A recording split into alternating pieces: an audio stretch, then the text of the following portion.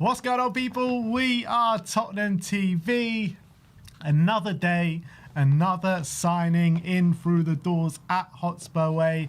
We have got so much to talk about today, but let's start off with the biggest news of the day. It is Omar Marmoush Day here at Tottenham Hotspur, and I cannot be happier. In before the Newcastle game as well. He'll be available for selection come the weekend, Saturday 5:30. But Omar Marmoush has been announced as a Tottenham Hotspur player. How are you feeling? Come on, absolutely delighted. In time for the weekend as well, against the team that he usually does score against when he does come up against them. So absolutely delighted. I'm absolutely delighted. I'm buzzing. After we got the Savio cameo yesterday, I should correct myself, Savio cameo yesterday, off the bench, to the excitement of all the Spurs fans, I'm hoping for a similar impact from Marmoush on Saturday. We've just needed some quality in the forward line, and I think Marmoush is full of it, and I can't wait.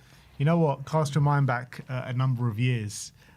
You saw a tweet from Mido saying, I told Spurs to sign Salah. They didn't listen. Look what he's doing now. Now go and sign Omar Marmoush, Tottenham. We still didn't listen, but now he's here. And, you know, if we would have listened to Mido and signed Salah, who knows what could have happened. Exactly. You know, Salah on the right, Sonny on the left, Harry Kane up top. Sounds good, doesn't it? But now we do have Omar Marmoush. Interesting hearing him speak, actually, because he says he's not a striker. He's a left winger.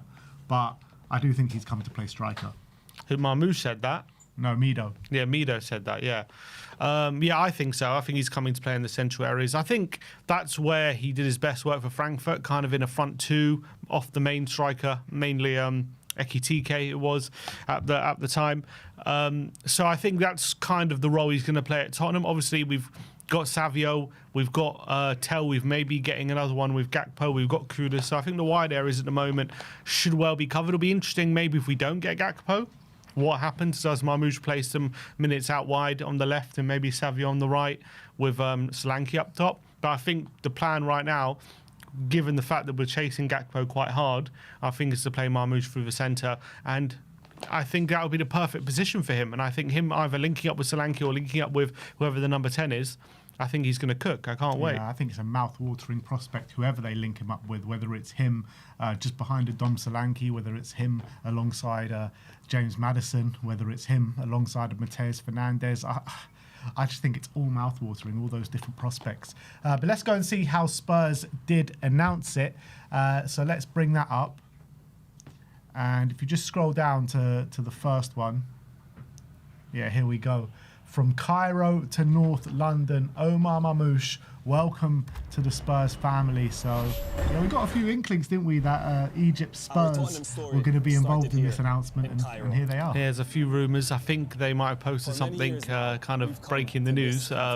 Didn't kind of hit mainstream news that they were doing it, but if people paying attention, they would have seen that they posted something on some forum about being involved in the announcement video. So here they are. Absolutely, it's a brilliant video. It's lovely, isn't it? Your story started here too. I think Spurs have absolutely nailed these videos all summer. They really have. I think every single one has hit. And now it's brought you to North London. Definitely, he looks great in lily white.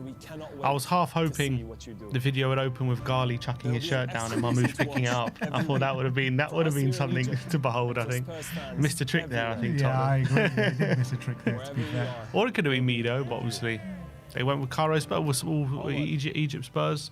I'll tell you what, if Mido's debut is anything to go by. Absolutely. That's one of the best debuts we've ever seen in a Tottenham shirt. Yeah. So hopefully Marmoush can follow suit. It's a lovely video. Yeah, so it was that, and then was the statement on the website. We're delighted to announce the signing of Egypt international forward Omar Marmoush on a season-long loan. And if we just open that up, it's already open there for you. The title says, Ahlan wa sahlan, welcome in Arabic. Omar Marmoush arrives on loan. Omar joins from Manchester City, and the deal includes an obligation to make the move permanent next summer. Omar said, it feels amazing to be here. I'm so excited to get started with the team, and I can't wait to meet the fans. Tottenham is one of the biggest clubs in England, if not the world, and the project was very attractive to me. I've spoken to the head coach. I love what he had to say, and I'm sure our passion for the game will go very well together. Johan Lang said, Omar Marmoush is a quality player and his arrival represents a statement of our intent. He has demonstrated that he can perform at the highest level, and we believe he can play a major role in what we want to achieve in the coming years. We are delighted to welcome Omar to the club and look forward to seeing him make a significant contribution as we continue to build a strong squad to realise our ambitions. De Zerbi said, Omar is exactly the kind of player we want at this club, ambitious, hungry and determined to make a difference. He has incredible attacking quality, but what I also love is his desire to improve and to win. He brings pace, intelligence and real threat in front of goal, and I believe he can take our attacking play to the next level. And then it's just a bit about his past. But you know, I think finally at Spurs, we've got a killer in front of goal. Yeah. Finally, because we've all been craving that since Harry Kane has left. And I think this guy's going to bring that. Yeah, obviously not quite Kane level, but you look at the strikers that we've had. Obviously, we had Sonny for a season up front, but you look at Solanke, you look at Richarlison, the strikers we've had since Kane has left on a more regular basis, and they just don't have that, first of all, the killer instinct and that brilliant ball striking in front of goal. We're just so used to Solanke and Richarlison just miss-hitting shots, not getting clean strikes away. Getting injured while shooting. And getting injured while shooting. Well, Marmoush is going to be completely different to that. He knows how to strike through a ball. He can strike from distance. He can create chances for himself. He can score from difficult angles. We're finally going to have someone who's a threat. Like, if he's not exactly straight through on goal, he's maybe on a difficult angle on the left or right hand side, he can strike through it. You can't just let him shoot. Whereas a fellow like Solanke and Richarlison, opposition's new, unless it's like directly in the 6-yard box, they're not a massive threat to score their goal. And Marmoush is going to be very different. He's going to give us options from different angles. I think on the breakaway now, all of a sudden, we've gone from a team, when we spoke about last season, we did have a severe lack of pace in the transition, and Frank was obviously trying to play a very transitional kind of game. And now we've got Savio, but hopefully when Kudus comes back, and we've got Marmoush now as a transitional threat. And we're going to be tough to handle if teams are going to come at us. If we can play through their press, if we can use our press baiting and our build-up to play through them, when those three players are running at you, it's going to be a sight to behold, and it's going to be a force to be reckoned with. Yeah, and I can't wait to see them all link up in action. Absolutely, and you even add Matty Tell into that as well, because you know we were speaking on the watch along last night about what kind of different variations we can go, and if we go against the high pressing team, we could play Tell and Marmoush up front with 2 wingers as well, and I think that would be so dangerous against kind of high pressing teams on the transition. I think he's going to bring so much to Tottenham, so much, and I have enjoyed watching him play for Man City, albeit very rarely. I have enjoyed watching him a lot more through the middle than opposed to on the left, but also him being on the left, and what Mido was saying, that he's a left winger and not a striker, maybe it is because of the way Man City use their left wingers. We saw they didn't get the best out of Savio, and I think that is why. That is because they use their wingers very regimented, and maybe that didn't help Omar Marmoush either. Yeah, I agree with that. Obviously, he kind of played most of the time as like a support striker to Haaland. And obviously, when he first joined, those first few months when he first came to the Premier League, he was brilliant, wasn't he? And scoring lots of goals and scoring some brilliant goals. But when I think Haaland got injured that year, and then he was playing up in the 9, and it didn't really suit him. And then the following season, he actually started the season in the team, and things just didn't go quite right. And then obviously Cherki and Foden were taking the mantle, and he just kind of found himself out of the team, and he was never going to surpass Haaland. And Doku just offers something very different to what Marmoush offers on the left-hand side. So he just found himself in a very difficult position and getting lack of game time. Then the less game time he was getting, the more unhappy he was getting, because he came to Man City to be one of their stars, and he must have been frustrated with that situation. So I think new environment, new project, new team, fresh energy. I think it's going to make the world of difference for him. I also think maybe, with what Mido is saying, him on the left, maybe we could see that on occasion. And also, I think it kind of gives us a bit more flexibility if, let's say, De Zerbi does want to go with the back 3. I think him in like an inside left forward role would be really brilliant. I think that's a role that could really suit him. And I think that gives us more tactical flexibility as well. Yeah, and also not just that, but to be just extremely fluid throughout the game, where everyone is kind of comfortable in every area of the pitch. You've seen Savinho or Savio, comfortable on the right or the left. You've got Marmoush comfortable in the central areas on the left. You've got Tell comfortable on the left and through the central areas. You've got Kudus comfortable in the 10 and comfortable on the right. You've got so many different players that are comfortable in so many different variations of the front three. It's going to make us like a nightmare to deal with because you never know which player is going to pop up in which area of the pitch. It's going to be a bit of a sight to behold. And you'll see the starting 11, but you're not going to be 100% sure who's playing where ever, especially for the opposition, and especially if we get Gakpo on top of that. You know, he's another versatile one. So I think that's obviously the idea from De Zerbi. Get high quality players who are versatile, can play multiple positions and offer different things. And if we can get Gakpo over the line, I think that is our front line sorted, especially for this season and hopefully going forward. I think you're adding so much quality. You're adding goals, adding dribbling ability, adding chances created. I think it's such an exciting time. And we've needed these attacking signings. Getting Roos through the door, this double signing from Man City couldn't be more exciting. I think it's up there with probably some of the most exciting double deals we've ever had. And I'm absolutely delighted. I can't wait. Absolutely can't wait. And I wonder where he will start. If he does start on Saturday, obviously that's still to be determined. We'll hear from De Zerbi tomorrow. Maybe he'll give us an inkling if he's in line to start or not. I think he'll start on the bench. Yeah, most likely. But I wonder when he does come into the team what the idea is in the immediate, with obviously Maddison out for a couple of weeks. Is the idea to play him with Solanke? Is it going to be him in the 9? Obviously, it depends what games are coming up and kind of what kind of approach we're going to go with. But I think it's going to be interesting to see what the plan is for him in the immediate future, where we see him most of the time lining up this season. I think it will be in the 9, alongside. I think the idea of the whole team is to play him and James Maddison together. You know, Maddison in the 10 and Omar Marmoush up front. But obviously, Maddison's not going to be playing for the near future. So I think we'll see different variations. I think you'll see Omar Marmoush or maybe Mateus in the 10. I think the most likely thing is probably going to be him and Solanke in the same team together. Which which will be great if Solanke can bring that form which he showed yesterday, that fighting spirit, that hold up ability. Then I think that is a mouthwatering prospect. Yeah, I think it's the perfect combination. You got Solanke, who's big, strong, can hold the ball up and lay it off to oncomers, and then you got Marmoush just picking the right moment to take the ball, find that little bit of space and get the shot off. And I think that could be a really good partnership, and that could be something that teams really struggle to handle. You got that little thing going, and then you get Savio on the wing, and hopefully Kudus when he's back, just like causing trouble, causing havoc with their fullback, and it just means that teams are going to have to double up on those wingers.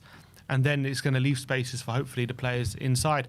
One thing I do worry about, and I hope we don't see it, and I think hopefully De Zerbi is smart enough to not do it, is I don't think it works with Gallagher behind him. Because does it work for Gallagher behind anyone? I would say the only way it would work with Gallagher in the 10 is if you've got Solanke in front of him, because Solanke can hold up and then Gallagher can kind of make those late runs into the box, and maybe that's something that could prove a bit fruitful. But I think Marmoush needs clever players around him, and he needs players who he can link with, and I just don't think Gallagher's that. And I think Gallagher in the 10, I think we'll see a lot of similar problems that we had against Brentford if we're having Marmoush up front and Gallagher in the 10, just no ability to hold the ball, the ball just continually coming back at us. So we've got to make sure that we're preventing that.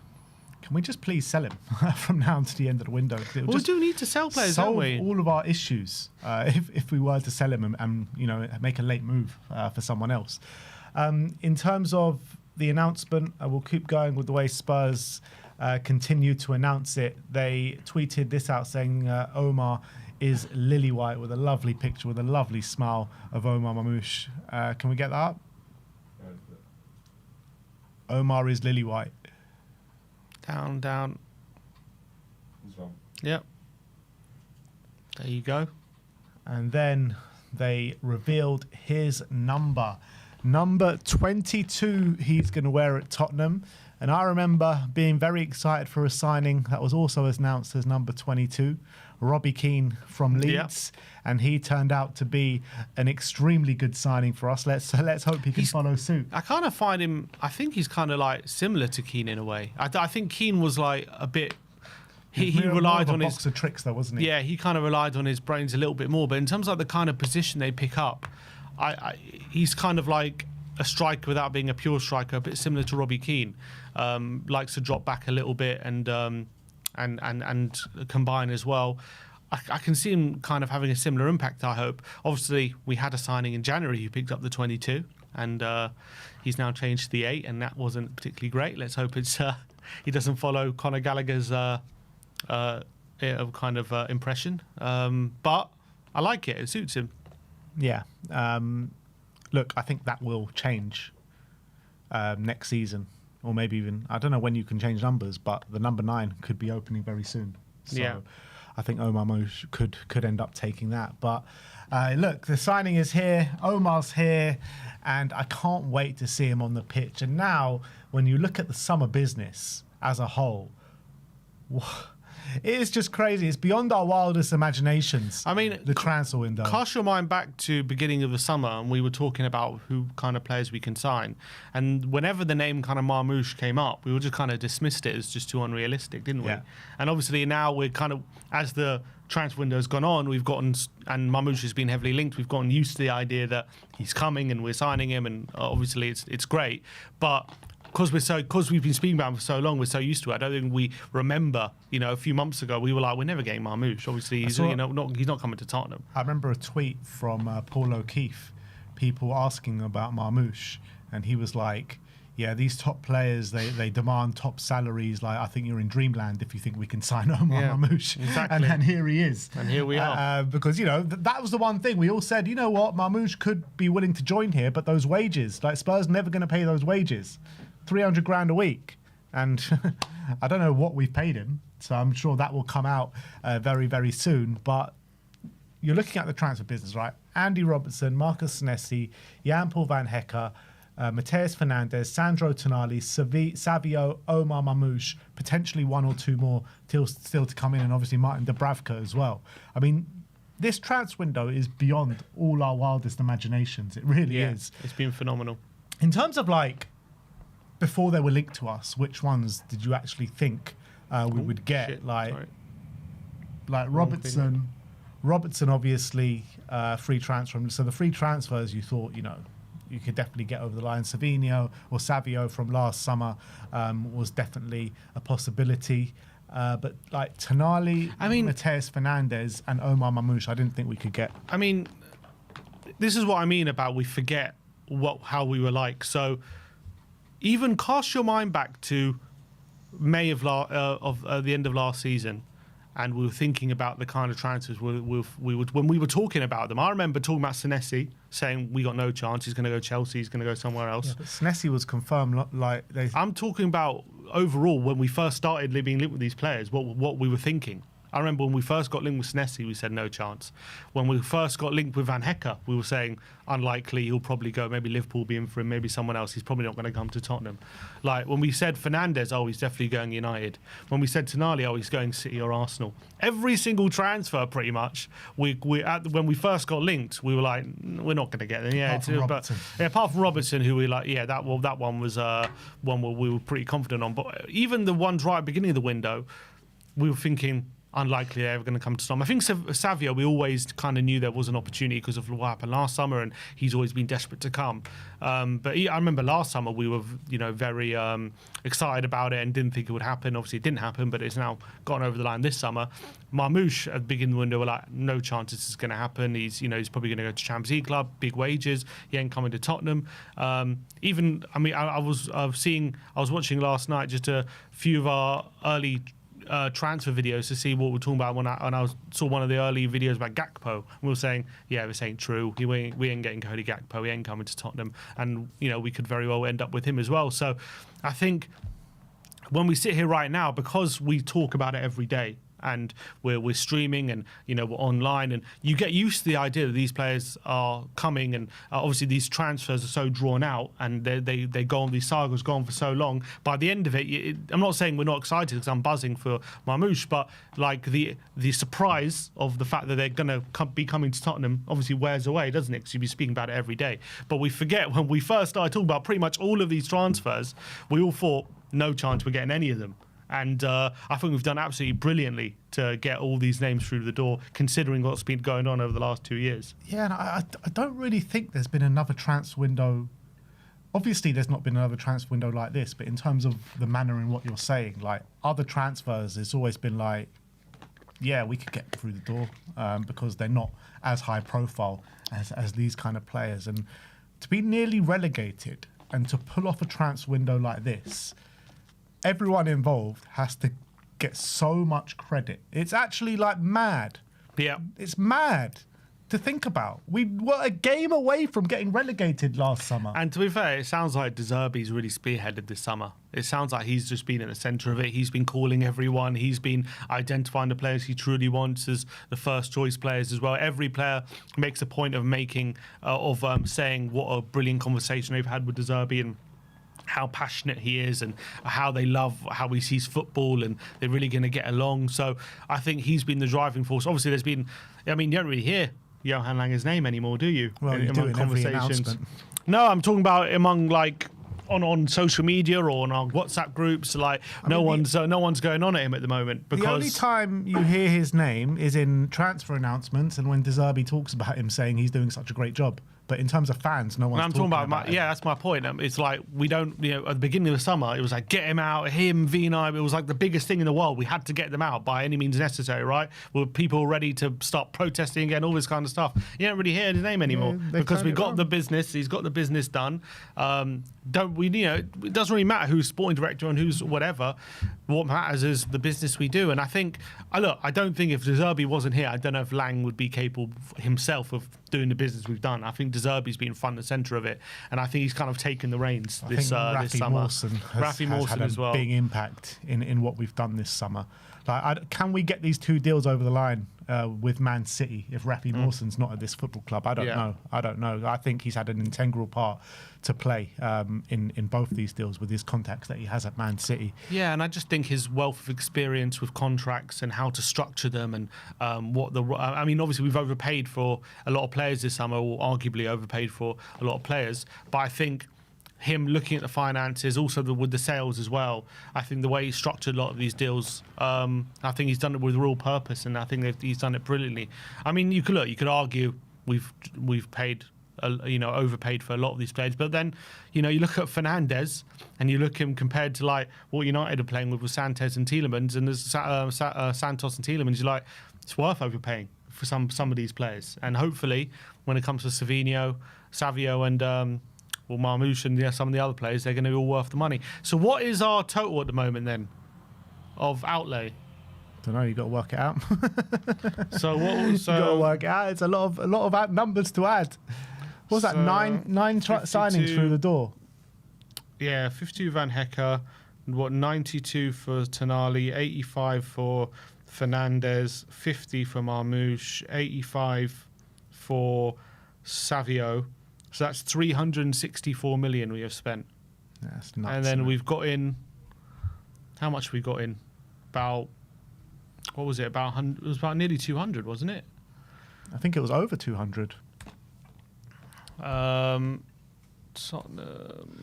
I think it was over 200, just about. It's around about the 200 ballpark figure.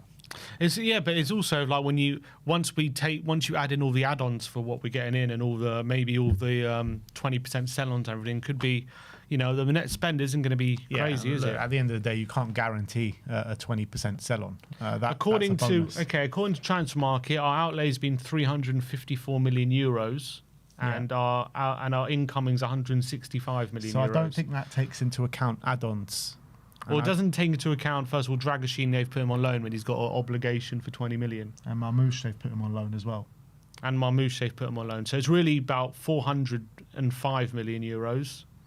And it's about 185 million euros add-on.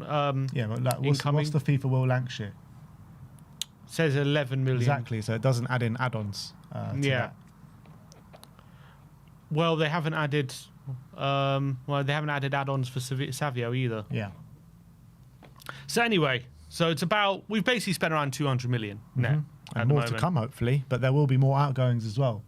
So, look, like I said, just the credit that go to the club, because we're the first, we bash the club when they need to be bashed, but right now they deserve so much credit for what they've done this summer. I've never quite seen anything like this. Not only just because we nearly got relegated last year, but just generally. When have you ever seen a club rebuild their first 11 like Spurs have done this summer? Yeah, the only worrying thing about that is whenever anyone signs as many players as we do, it very rarely works immediately. Yeah, it takes time. I'm under no illusion that it's going to work immediately. I think you'd be stupid to think it's going to work immediately. You know, this is... You're building a team. Exactly. You know, it takes time for these things to gel. So I'm under no illusion that, you know, we're going to have to go through... we're going to have to go through it in the next month or two, at the very minimum. Fox on the Hill print says, according to our graphic, it's about 181 net million.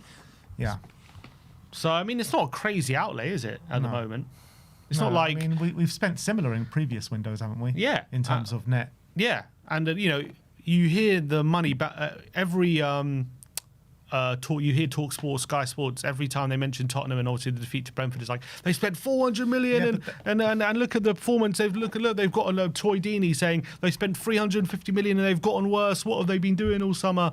And I don't think these guys just understand rage baiting. We spend 400 million, it's because we have spent that much money, but they're not talking about sales or taking that into account. They're saying we have added 400 million worth of talent to this team and we've had a poor performance. That's what they're saying. I understand that, but I think people don't take into account how much we've gotten in. I understand we've added that amount of money to the squad, but we haven't just spent that money like purely. Like we've also got quite a lot back as well. So our transfer spending isn't. People basically have this narrative that our transfer spend is like crazy. It's completely like, where are they getting this money? It's completely out there. Like it's nuts what we're spending. And I understand because of the fees that we are signing players for, it can look like that. But in terms of the total outlay, in terms of net spend, it's just not crazy.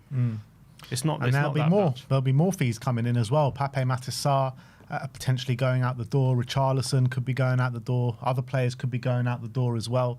So I think there's still so much more activity to go with less than a week now to go till the end of the transfer window. So more business still to do. Quite crazy. But yeah, the transformation of this squad has been nothing short of fantastic, and massive credit to everyone involved. So Omar Marmoush is here. How many more are we going to bring in? I can't see any more than one. I think one max. I mean, I just don't think we have the squad space to bring in any more than that.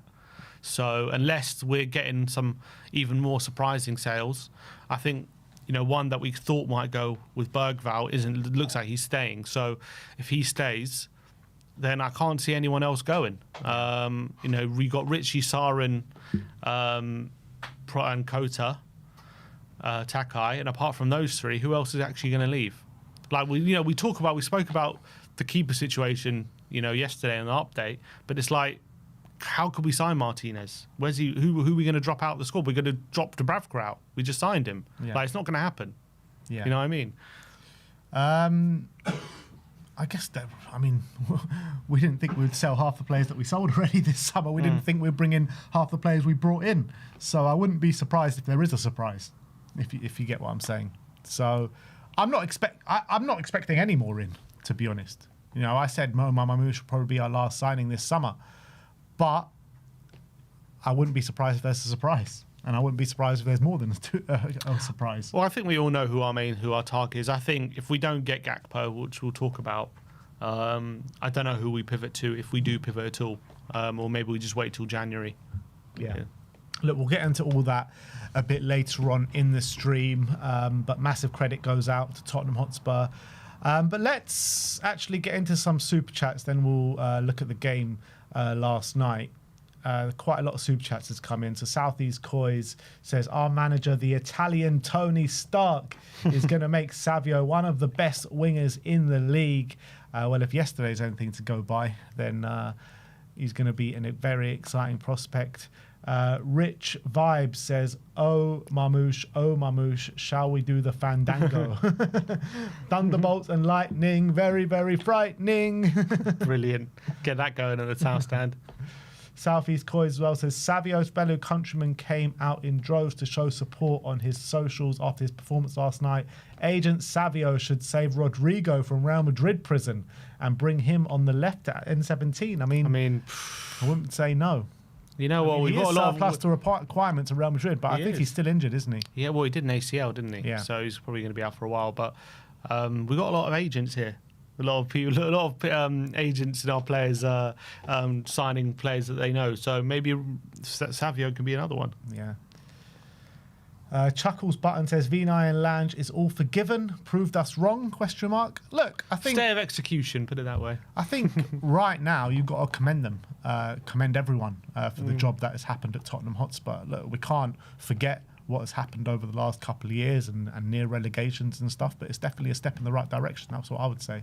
Yeah, look, they've come out the other side, and everyone expected Lang to leave. Vinay was. They'll speak talks of him being under pressure. They obviously stuck to their guns. There was talk about bringing the sporting director. They didn't manage to do it, but doesn't really matter. We got our targets. Sounds like De Zerbi's very happy with who we brought in. It sounds like, these were his main targets. So I don't think we've got anything to complain about. They put their money where their mouth is. Dark Sun G says this is the first time we signed this many quality players in one window. If we still had Levy and not had Roberto De Zerbi as our manager, this window never happens. So you're saying, if Levy didn't leave, we don't have. It's true, we don't have Roberto De Zerbi as our manager. We don't get the majority, probably the majority of players that have come in this window as well, and we're just stuck in this perennial cycle of being crap, basically. So. Yeah, I think that's absolutely spot on. Yeah. That's absolutely spot on. We don't smash the wage structure. We don't smash the transfer record fee. I couldn't agree more. Yeah, and I think if we had Levy, we would not have accepted, for example, 35 million for Romero. Like, we would have been holding out, and he'd probably still be here potentially, because we wouldn't have accepted a fee that we're not happy with. There's like a lot of players on the outgoing side, like Spence. We wouldn't have sold him for 30 million. Just to get money in. Like, we would have been stubborn, and because we were stubborn on those fees, it meant we would have less money to spend the other way, and we wouldn't have pushed the boat out to buy all the players we bought this summer. So 100% this summer would have been so different if Levy was still at the helm. Michael Hellman says the combination of Marmoush, Savio, Gakpo, Kudus will have GA that exceeds Kane and Son. It will be balanced output from the starters and the bench. When did we have that in recent memory? So, that's a big shout. So Kane and Son, what were they getting average together? GA, like 50 together, like 50. Something. I mean, between 40 and 50. Kane was getting 25 goals and like 10 assists, and then Sonny was getting like 20 goals and 10 assists. So probably even more. I don't know. I mean, together they're probably getting 50 to 60 a season. GA. In all competitions, that is. Can these guys get about 15 GA each? I think they can. 15 each? Yeah, why not? They can. I think they're all capable of it. They're all definitely capable of it. If they do, then that's kind of like equal to Kane and Son. That's mad, isn't it? Which is mad, yeah. But, maybe Marmoush can get 20. Savio can get maybe 15. Gakpo, I think, could potentially get 20. Kudus could probably get 15. So yeah, I know. Could well be. Troyza says, "Hey lads, rate the window now." I'm giving it a 9 out of 10. Yeah, 9 out of 10. I think Gakpo in 9.5. A right back 10. Yeah, exactly. If we get Gakpo and a right back, and actually a 10 as well, because I think out of Gakpo and a 10 and a right back. What's your biggest priority? I think it could be the 10, It could be. I mean, it did give me a lot of encouragement yesterday that De Zerbi said Fernandes is one of the options there. So that gives me a bit more ease that if he's going to play him there, maybe in the near future. I think he's better deeper, though. He might be, but if he's a good option there and he can play there, and we've got Kudus who can play there, that kind of makes me a little bit more easier about the situation. So if we do get Gakpo and we got all those options that can play in the 10 and we have the players out wide, then I think it's okay. But yeah, I mean, if we do sign a 10, it just, again, I do want a 10, and I think looking at our 10 situations, it's a worry. It's a massive worry. But if but on the flip side, if we do sign one for big money, like I think if we sign a winger, there is a natural place in the squad for that winger. If we sign a 10, obviously they're going to be playing, but then we have like 5 10s. Yeah, and it's the whole thing is ridiculous. We don't know when the next one. One's yeah, going to play. Yeah, it's true. It is true. But if we have Fernandes and Kudus who can both play there, and Marmoush as well, and with Solanke up front, then it makes me a bit easier about the situation, to be honest, than it would have been. I still think, for me, it's my priority, a 10. I think we need a quality 10. That's fitness been proved that can play week in, week out. I don't mind seeing Fernandes and Kudus there, but I don't think it's either of their strongest positions. So I'd rather play them in their strongest positions and get a natural 10. And Marmoush as well can play Marmoush, kind of off the striker. It's all like they can play there, but we would prefer them in their stronger positions. But I'm saying you've got 3 options, and you've got hopefully Maddison back in a few weeks. Maybe you've got Decky at some point during the Maddison season. back in a few weeks, but we all know, he's not exactly fit enough to start games, even when he's back in a few weeks. Right, but we have 3 other options. Yeah. In the meantime. So I think for me it's like if we don't sign Gakpo, then I mean we do still have options obviously on the wing, but we got Kudus, Savio, and Tell. But I think that I guess we've got Mikey Moore unless we send him on loan. But I'd rather sign Gakpo and then trust those other 3 10s than not sign Gakpo and rely on Mikey Moore. I guess for now. I think if we don't sign Gakpo, then Moore's got to stay, right? Yeah, for sure. Yeah. Michael Hellman says, ENIC 2.0 better than ENIC 1.0. Levy built Roberto De Zerbi's purse. And De Zerbi spent it. That's absolutely spot on. Because, we've all given Levy so much stick in the past, and quite rightly so. But, it is important to remember that the reason why we can spend money like we do above a Newcastle and above an Aston Villa, and why they're complaining and moaning and Gabby Abonghor's crying all over TalkSport, is because of the work Daniel Levy has done at this football club. Absolutely spot on. Dark Sun G says Savio and Omar have Champions League and DNA for winning trophies. Come on, you Spurs. I mean, do they? I don't know if they've got... Well, they both neither of them won the league, did they? Didn't win the league. Well, Savio won it in Holland, didn't he? Yeah. Talking about the Premier League. Premier League. They won, FA Cup and a League Cup together. So that's something.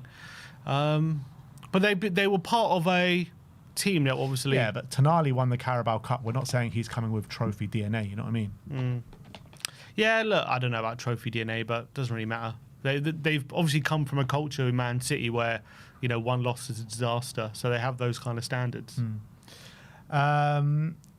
Struan O'Neill says, sat next to Sim yesterday. What a game it was. Typical having Liverpool in the next round. Big up, Struan. What a legend. He came all the way from Inverness to watch the game. I saw him on the vlog yesterday. Absolute legend. Yeah, it was really good to see him. Apparently his mum or his wife don't like Harry Kane. Yeah. His mum doesn't like Harry Kane. Heard a conversation in the background when you were recording Savinho. Absolutely brilliant. Can't stand Harry Kane. Yeah.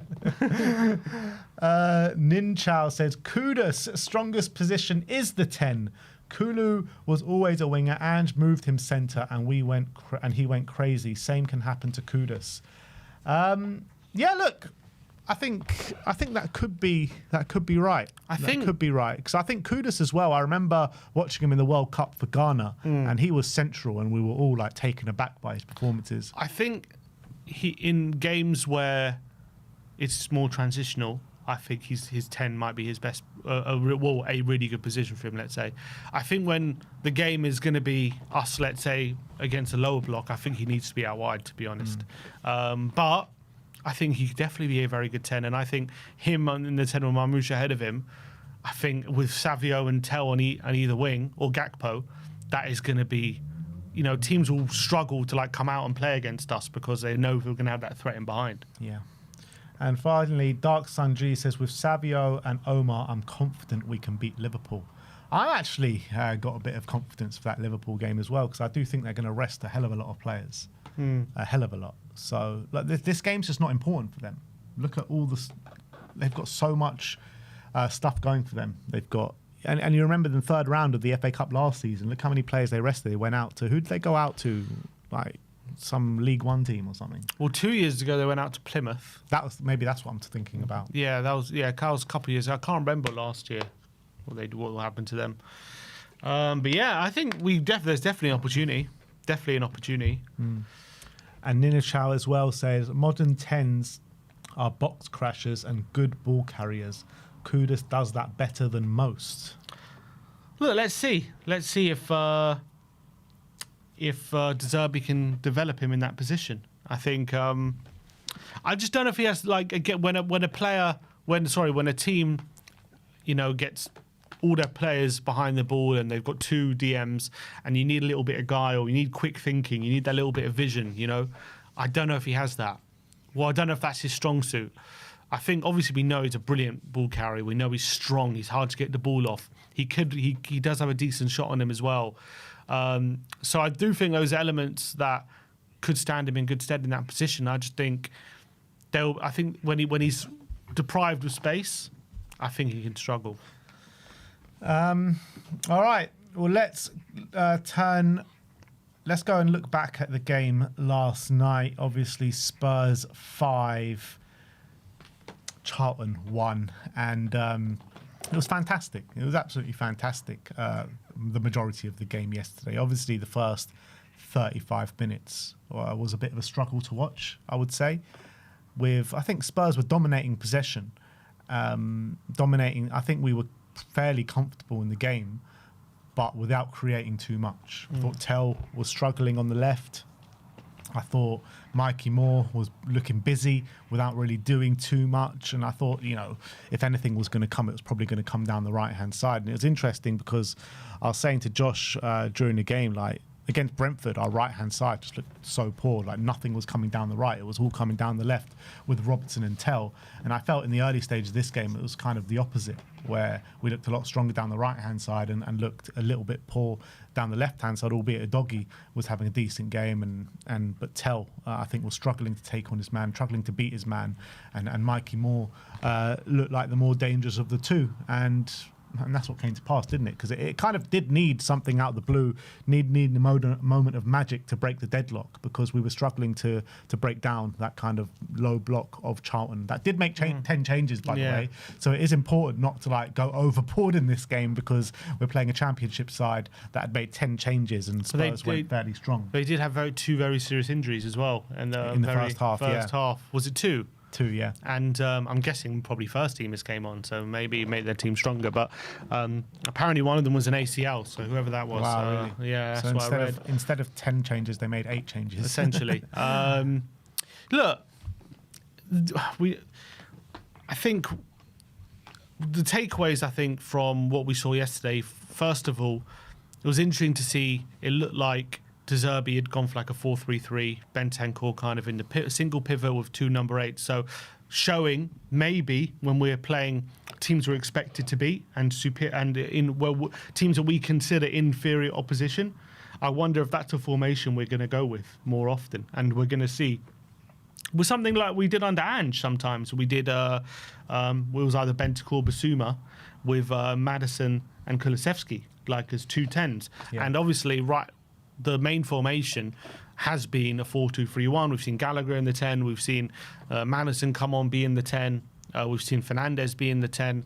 But I wonder in some games when we really want to go out of positions, is that the formation we're going to see? 2 number 10s or / number 8s and really go for it. So it was nice to see that little switch up, because we didn't obviously have that natural number 10, so having both Bergvall and Fernandes given that license was really great. And I thought first half an hour was very stodgy. It was just both teams feeling their way into the game, and we obviously had lots of control, lots of passes without really forcing the issue.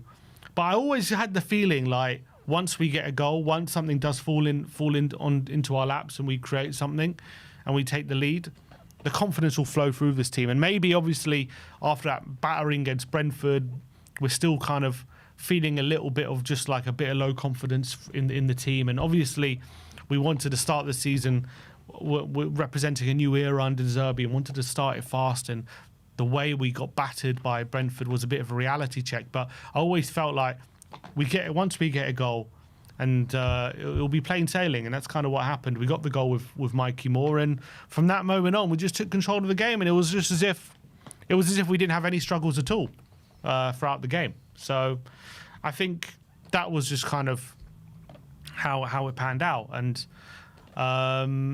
yeah, I mean it was fine. I mean, I don't think we were like.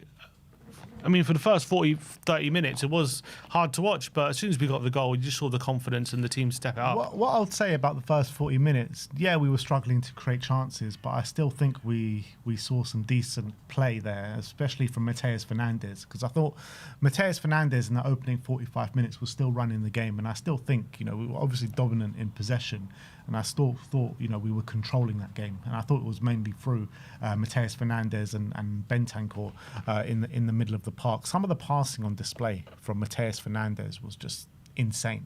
It really was insane. It's just something that we have not seen at this football club for so long. And I see people and I see the narrative and I see the tweets about Matheus last night. And yeah, look, some people going a bit overboard after a 5-1 win against Charlton where they made so many changes and the level of opposition was poor. But still, like, the excitement watching this guy, I just kept thinking to myself and saying, I just want to see him get on the ball. He's just such an exciting player to watch. Like, when's the last time we had a midfielder where you just want to see him just keep receiving the ball, because something's going to happen?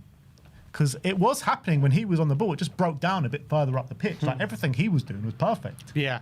And yeah, the way he was stroking the ball out wide to Mikey Moore and Tell and playing in between the lines, and he just seemed to have that little bit of spark in him and magic in his boots, and it was really, really great. Obviously, I think everything we have to say has got the caveat of the level of opposition, but it doesn't have. I mean, we say this about a level of opposition, but like, for example, last year we played Doncaster.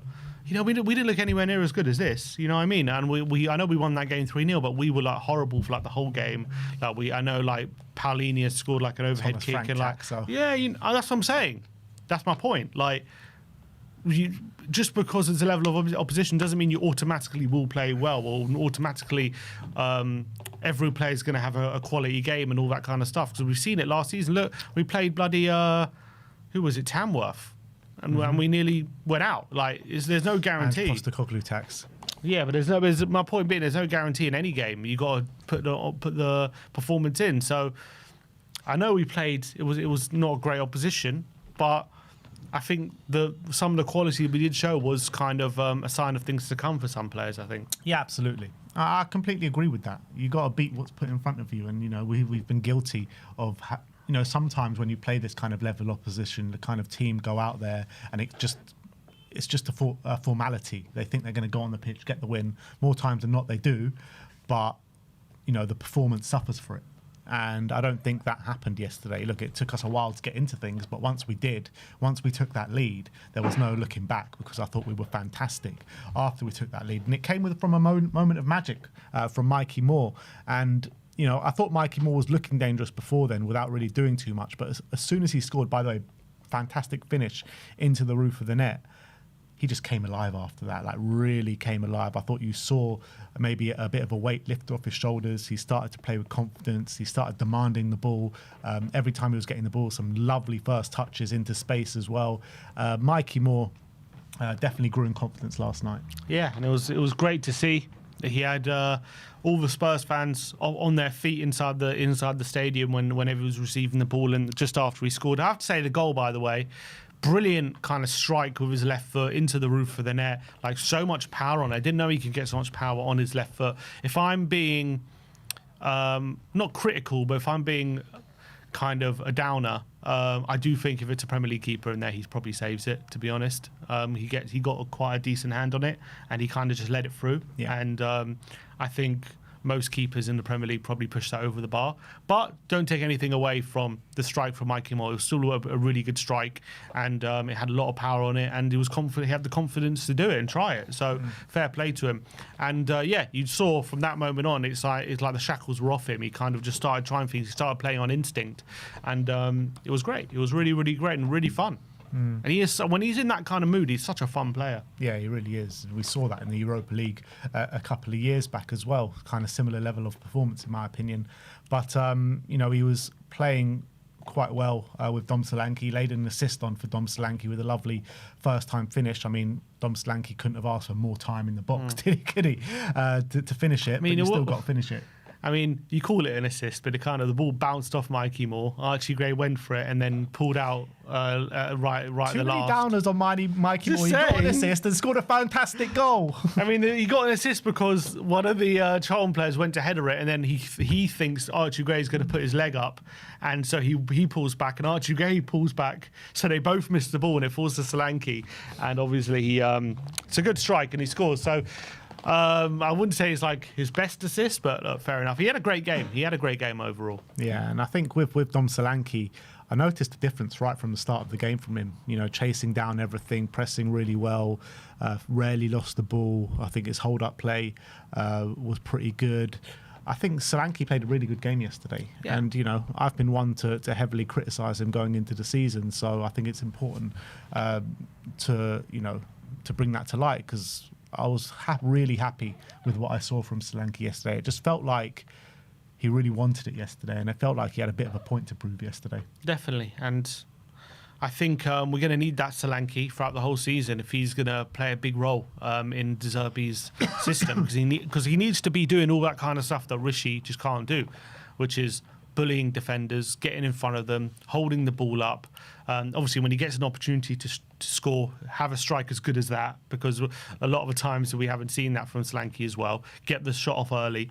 I want to see him being more of a goal threat. I want to see us whipping crosses into him and him getting like him bullying his centre back and getting headers in. Obviously, we didn't see enough of that yesterday. But I thought the other stuff that we always praise Solanke, that he got a lot of praise for when he first joined, which kind of seeped out of his game for one reason or another.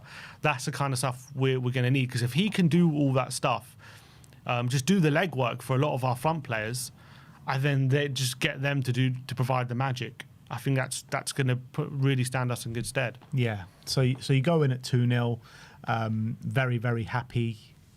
Savio just waiting in the wings. We're sitting here saying, come on, when's Savio coming on then? We make 3 changes. Savio's not one of them. You're thinking, oh, come on, let's just bring Savio on, man. But one of the players that come on is Kevin Danso. And Kevin Danso scores with his first touch. And I think it was the first time we actually won the ball from a corner or an attacking free kick. Literally, we had so much struggles. Mateus Fernandes was putting in corner after corner after corner, and it just kept coming the other way. Charlton were winning it, getting close to it every single time. And it took for Kevin Danso to come on, and obviously scored with his first touch. And got a whack for his and troubles. Yeah, exactly. Headbutted, I think, the Charlton player's shoulder or something like that.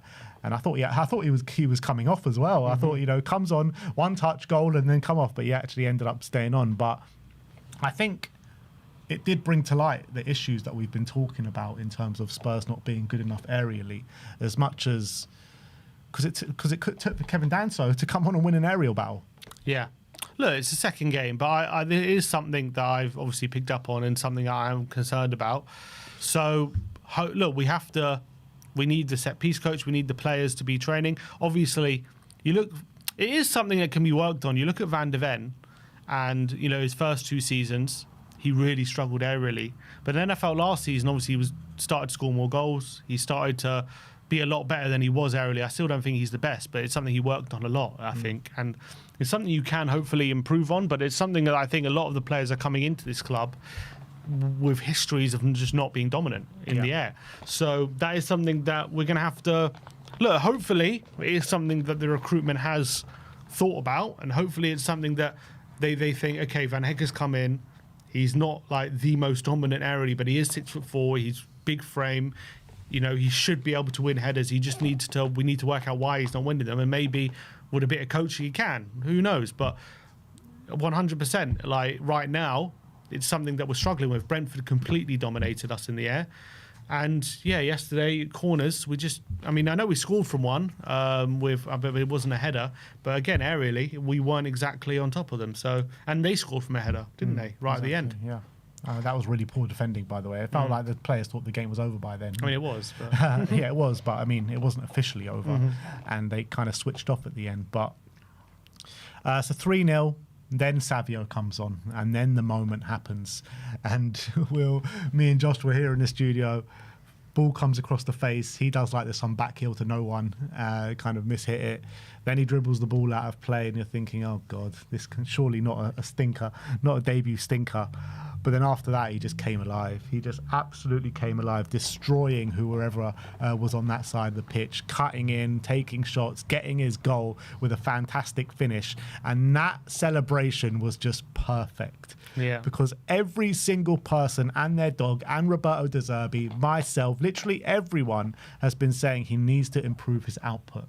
He comes on within 10 minutes. He's got a goal. Within 13 minutes, he's got an assist as well, which pretty much was his goal. So shutting a lot of people up very quickly.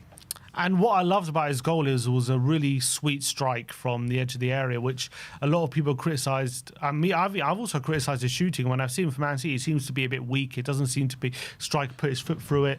He doesn't really strike the ball with conviction from what I've seen in a Man City shirt.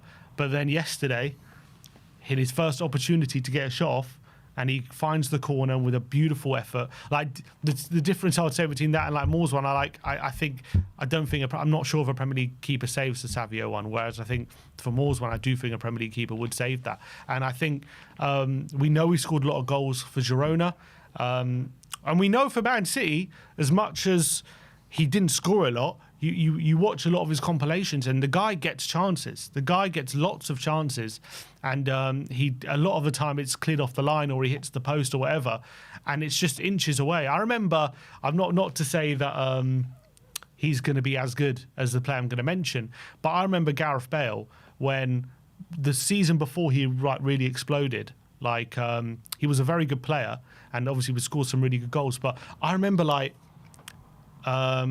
he would, a lot of the time during the season, he would get the ball with his left foot, get out of his feet and have a shot, and it would like hit the post or like be a whisker wide. And he'll have a lot of those moments, and his goal tally come the end of the season wasn't impressive.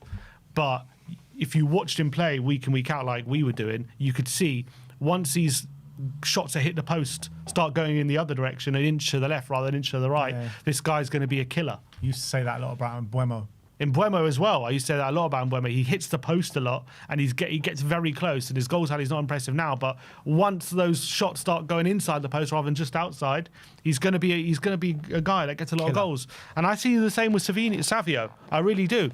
He gets a lot of chances. That is the hardest part of the game, getting a lot of chances for yourself, because the hardest thing is to not be nullified by the defence. The defence are looking to nullify you. They're not giving you chances, right? They're looking to nullify you and to stop you. So you getting the chances is half the battle. The other half is obviously to finish them. He's very good at getting them, but right now has to work on finishing those chances. But it's not like he's missing them by lots. He's a lot of time hitting the post and whatever. So I think, I'm not saying it's going to happen this season, but he could explode at some point, I'm telling you. And obviously, hopefully that shot was a sign of things to come. The guy is just such an exciting player to watch, and that's what I thought we were buying, just a very exciting player that still needs refinement in his game. And look, we'll see what happens when the Premier League hits, because, I thought he just found it really easy last night to play against the level of defender that he was attacking against. So obviously a lot bigger test yet to come for Savio, but it couldn't have gone more perfect for him the way it went. And by the way, evidence of how much the crowd have already fallen in love with Savio immediately is he already has a chant. Yes, he already has a chant. Yeah, Savio, easy-do, Savio, easy-do. Yeah, so it was just fantastic. Proper bums-off-seat player. So again, like we're talking about Mateus Fernandes, about not having a player like that in central midfield. When's the last time we've had a proper bums-off-seat winger as well? Like obviously we had Sonny. But apart from Sonny, like who else have we had? Like that's a bums off seat winger. Yeah, I think Kudus threatened to be that at times last season, but he just got so crowded out. I think Kudus is that, but we just haven't seen it yet. Yeah, he just got so crowded. I also think Kudus is a bit more. I think he's actually a bit more stodgy on the ball than Savio, to be honest. And I think Savio could be a bit more direct. I think like Kudus is like more head down than I feel like Savio is. I think Savio is a bit more aware of his surroundings than Kudus. So I think from that point of view, I think Savio might be a bit of a smarter player. But look, let's see. I think he's so exciting. His dribbling was on display, his pace was on display, and obviously his ability in front of goal, potentially, or inside the box was on. Look how he twisted and turned for that third goal, fourth, or whatever was it, fifth goal. Like, I know it ended up being Ben Davies's goal, but he had about 3 players around him in a very tight space, and he was able to wriggle out of it, get a yard of space, and get the shot off. It was brilliant. Yeah. I would say as well, like, it was just so nice to see Van de Ven and Porro on the pitch yesterday. Van de Ven obviously going over to collect his captaincy band for the first time. And, you know, we're going to need him. We're going to need him so much this weekend. And I think that Porro and Savio link up on the right-hand side that we saw just a couple of times in the last like 10, 15 minutes, they are going to have so much fun down that right-hand side together. They really are. I think that is going to be one of the best combinations this season, Savio and Porro down that right-hand side. And I would say, by the way, that I didn't mention, I thought Archie Gray and Mikey Moore had a nice little link up down that right-hand side as well. Archie Gray always kind of overlapping Mikey Moore, little nice interchanges between them as well. I thought that was a really nice kind of avenue of attack that we had, mainly in the first half. But yeah, I'm so excited for Porro and Savio in the same team together from the start. I think that's going to be a joy to behold.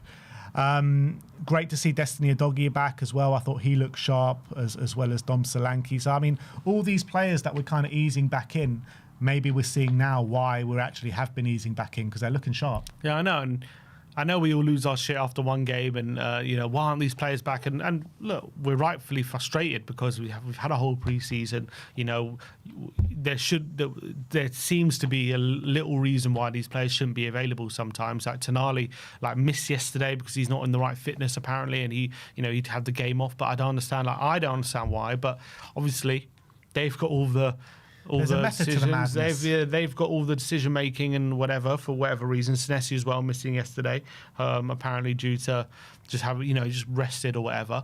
So if here's the most important thing is, if the way we're dealing with these players now means that come the next few months or the whole season, we're not suffering multiple long-term injuries, and they're going to be fit for a long time, not just in the short term. And even if it costs us a few results at the beginning, if they're going to be fit for the whole season, then that's the most important thing. That is the most important thing. But the problem is, when we're sitting here losing games and we're playing, the team that we played on Saturday, we're going to be frustrated, aren't we? We're going to be saying, why is this guy playing? Why isn't that guy playing? Like, what is this? What's been going on the whole of pre-season? Why aren't they fit and available? And that's just, what we're going to have to contend with, and that's it. Yeah, and look, I think De Zerbi will know this full well more than anyone else about how he wants his players to be playing at the end of the day. He's spoken up these players that have been, working their way back. He's made Van de Ven captain, and he will know more than anyone else how he wants to use them, when he wants to use them, and how he's going to use them. So we can all sit here and bemoan the kind of way he's done it, or the preparation going into this season, but he'll have so much more information than any of us. Yeah. So it's important. We have to trust him, don't we? We do, but then again, if come Saturday we have like Richie and Gallagher and I don't know, if Porro and Van de Ven aren't playing still and Moore's back in the lineup, we're still going to be sitting here, aren't we, saying, what's going on? Why aren't these players playing? This and that. And that's just it's just the nature of being a football fan, I guess. It's true, but like, now the way I think of things is so different to what it was like under Frank or under Ange, or, plenty of managers that we've had. Like, I think the last time, I know it's crazy to think about because he hasn't been here that long, but I have so much trust and faith in him. I just feel like whatever signing we bring through the door, whatever sale we make, whatever decision he makes in terms of preparation or anything, I'm just like, look, he's got this. Like, I trust his decision. He can do no wrong. Even if I agree or disagree, like, I'm just like, look, De Zerbi knows what he's doing, which I didn't really feel under, the initial part of Thomas Frank, and also the large part of Ange Postecoglou's reign. Well, I disagree on Ange, obviously, but definitely Frank. No, but even you questioned a lot of what Ange did at times. Like, you liked him as a manager and you liked what he was trying to do to the club, but you still questioned a lot of what he did. Yeah, sure. I mean, I think I mean, you questioned De Zerbi selecting Bergvall. It happens. Yeah, but I back the decision. Like, whatever he's doing, I'm backing it for sure. But yeah, look, fantastic game last night, 5-1, and it's just important to take this into the Newcastle game, and let's hope we can come out with a win. Like, I've just seen Voltemade could be starting. Ostula is injured going into the game. I've just seen as well, Romano just posted that Voltemade potentially on his way to Napoli. So it'll be interesting if he's not playing as well, who they play. What's worse for us? Is it Voltemade playing or Ostula playing? Because like Voltemade with his aerial ability is going to kill us. I think it's much worse if Ostula's playing, given the way Newcastle will play, because. It feels like they could just put one ball in the box and Voltemade will just win it. Yeah, but the problem is they need to get there. Yeah. And you look how they played against Liverpool. They were pretty much counter-attacking, all the men behind the ball. They scored 2 goals from counter-attacks, picking the ball up deep, pretty much on the edge of their box, and bam, sprinting. And that's the only way they scored, really. So if they don't have Ostler as their at the top end there, I mean, they still have Wissa, but I think if they had Voltemade, they'll struggle to do that, I think. So I think it's much harder for us if they've got Ostler. Yeah, you'd have to stop crosses if Voltemade is there. So it's that'll be on us, but I think that's a lot easier to stop than that pacing behind on transition. By the way, back on the game, I just want to say a massive big up to Ben Davies. Not for scoring, but I thought he was fantastic throughout. He really was. And I thought he had Van Hecker in his shadows, to be honest, in terms of his passing ability. He really did. Van Hecker in his shadows? Yeah, he did. I thought his passing was so much better than Van Hecker on the night. Interesting. I didn't notice that. But anyway, that is the match review. Tottenham 5, Charlton 1. I have just put in the live chat where you can rate the players, because we're about to do player ratings. I know it's a bit late, but get in there while you can and do the player ratings along with us, because that's what we're going to get into now. So, well, there's a couple super chats while people get in their ratings, maybe. So, first of all, I think this one we miss earlier from Michael Hellman. It says Spurs fixed years of PR damage. We do deals.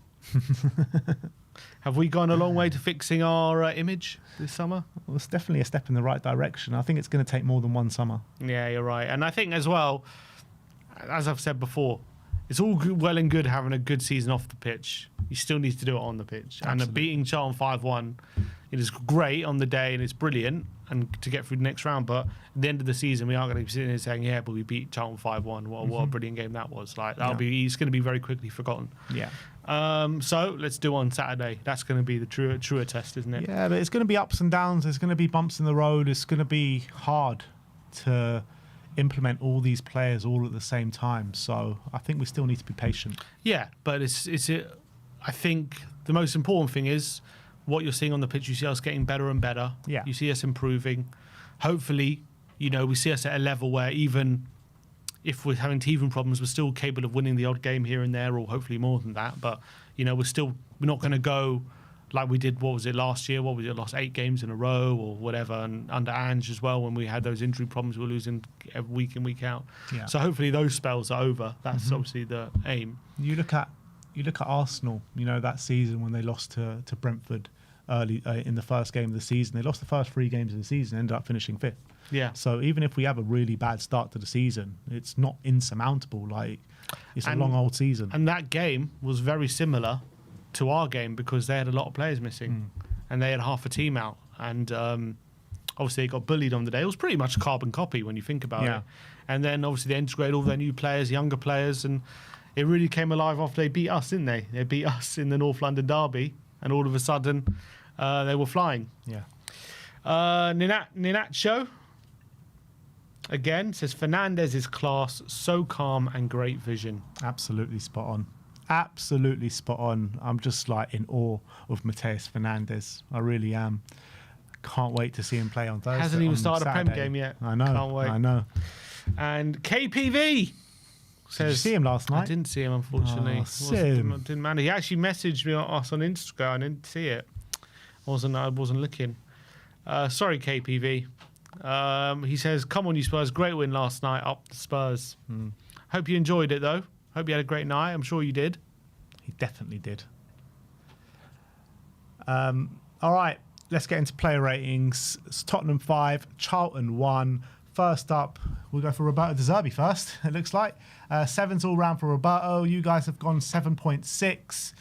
I wanted him to take this game seriously, and he most definitely did that. Picked, what was it, 2 off our predicted lineup? Yeah, we predicted Bravka to play, and we predicted Senesi. So, yeah, I mean, I was happy with the lineup that he played. Good to see Savio integrated as well. Tactically, I thought we controlled the game from start to finish. And it was a really good performance. The only reason it's not higher is because of the level of opposition. It was, an easy night for Roberto. Yeah, I think that obviously takes a little bit of the pressure off us when they're making 10 changes, and it kind of makes it easier. And you know that you're going to have pretty much full control of this game now. But you still have to make sure of that advantage, don't you? And obviously make the right subs, and he brought on Savio, gave him his debut, and clearly he's given him some confidence because look at the way he was playing. So fair play. And I love that comment where he set the target for Savio for 10 to 12 goals during the season. What do you think he set for Marmoush? I reckon Marmoush. 20? Marmoush, he's gone for. If it's 10 to 12 for Savio, you got to double it for Omar. Come on. Yeah, I reckon he's gone for like 15 for Marmoush. 15. 15 would be a brilliant return for Marmoush. Yeah, it would be. So, yeah, and also we integrated players that we hadn't seen in pre-season. Porro back on the pitch, Van de Ven back on the pitch. Udogie started the game and looking good. So as much as we've criticised the preparation for the season, these players still look sharp. So that's a massive credit to Roberto De Zerbi, in my opinion. Next up is Antonin Kinski. 6 all round from us, 6.5 from you. I mean, it was a quiet night. What did he make? 1 save? Yeah, one off in the first half, wasn't it? They had a Yeah. shot from 25 yards. So, I mean, look, he could have had a sleeping bag in that goal for the majority of it, and it wouldn't have made a difference. Didn't cover himself much glory with the goal, you would say. Through his legs. I mean, it wasn't exactly. I mean, it was really close poor range defending as well. Was poor defending, but I think if you're Kinski, he looked quite disappointed with himself with the goal. So I don't know who got beaten in the air, but obviously that didn't help. But I think if you're Kinski, I don't think you're that happy with that goal being conceded. Yeah. I think most of the time though, he did come for a few more crosses. Again, he seems to elect to punch a lot, doesn't he? He doesn't like to come and claim things. So that's maybe something we're going to have to get used to. But other than that, I mean, I don't think we saw his ball-playing ability in this game. No, We didn't need to. Not at all. Next up is Archie Gray. 6 is all round, 6.5 from you guys. I mean, from a defensive standpoint, I don't think they even went down that side at all. I don't think he was under pressure whatsoever defensively like he was in the Brentford game where he really was under it. But I was happy with the way he was linking up with Mikey Moore on that right-hand side. Some really nice link-up play, overlapping runs and everything like that. So I was happy with Archie. I don't think it was like an incredible performance, but it was a good performance. Yeah, nearly got on the score sheet a couple of times. Yeah, he did. Yeah, one outside of the toe poke, wasn't it? Toe poke, yeah. One toe poke in the first half. In the second half, I think Tell sets him up and he has a shot across the face of goal, which the keeper saved. So decent.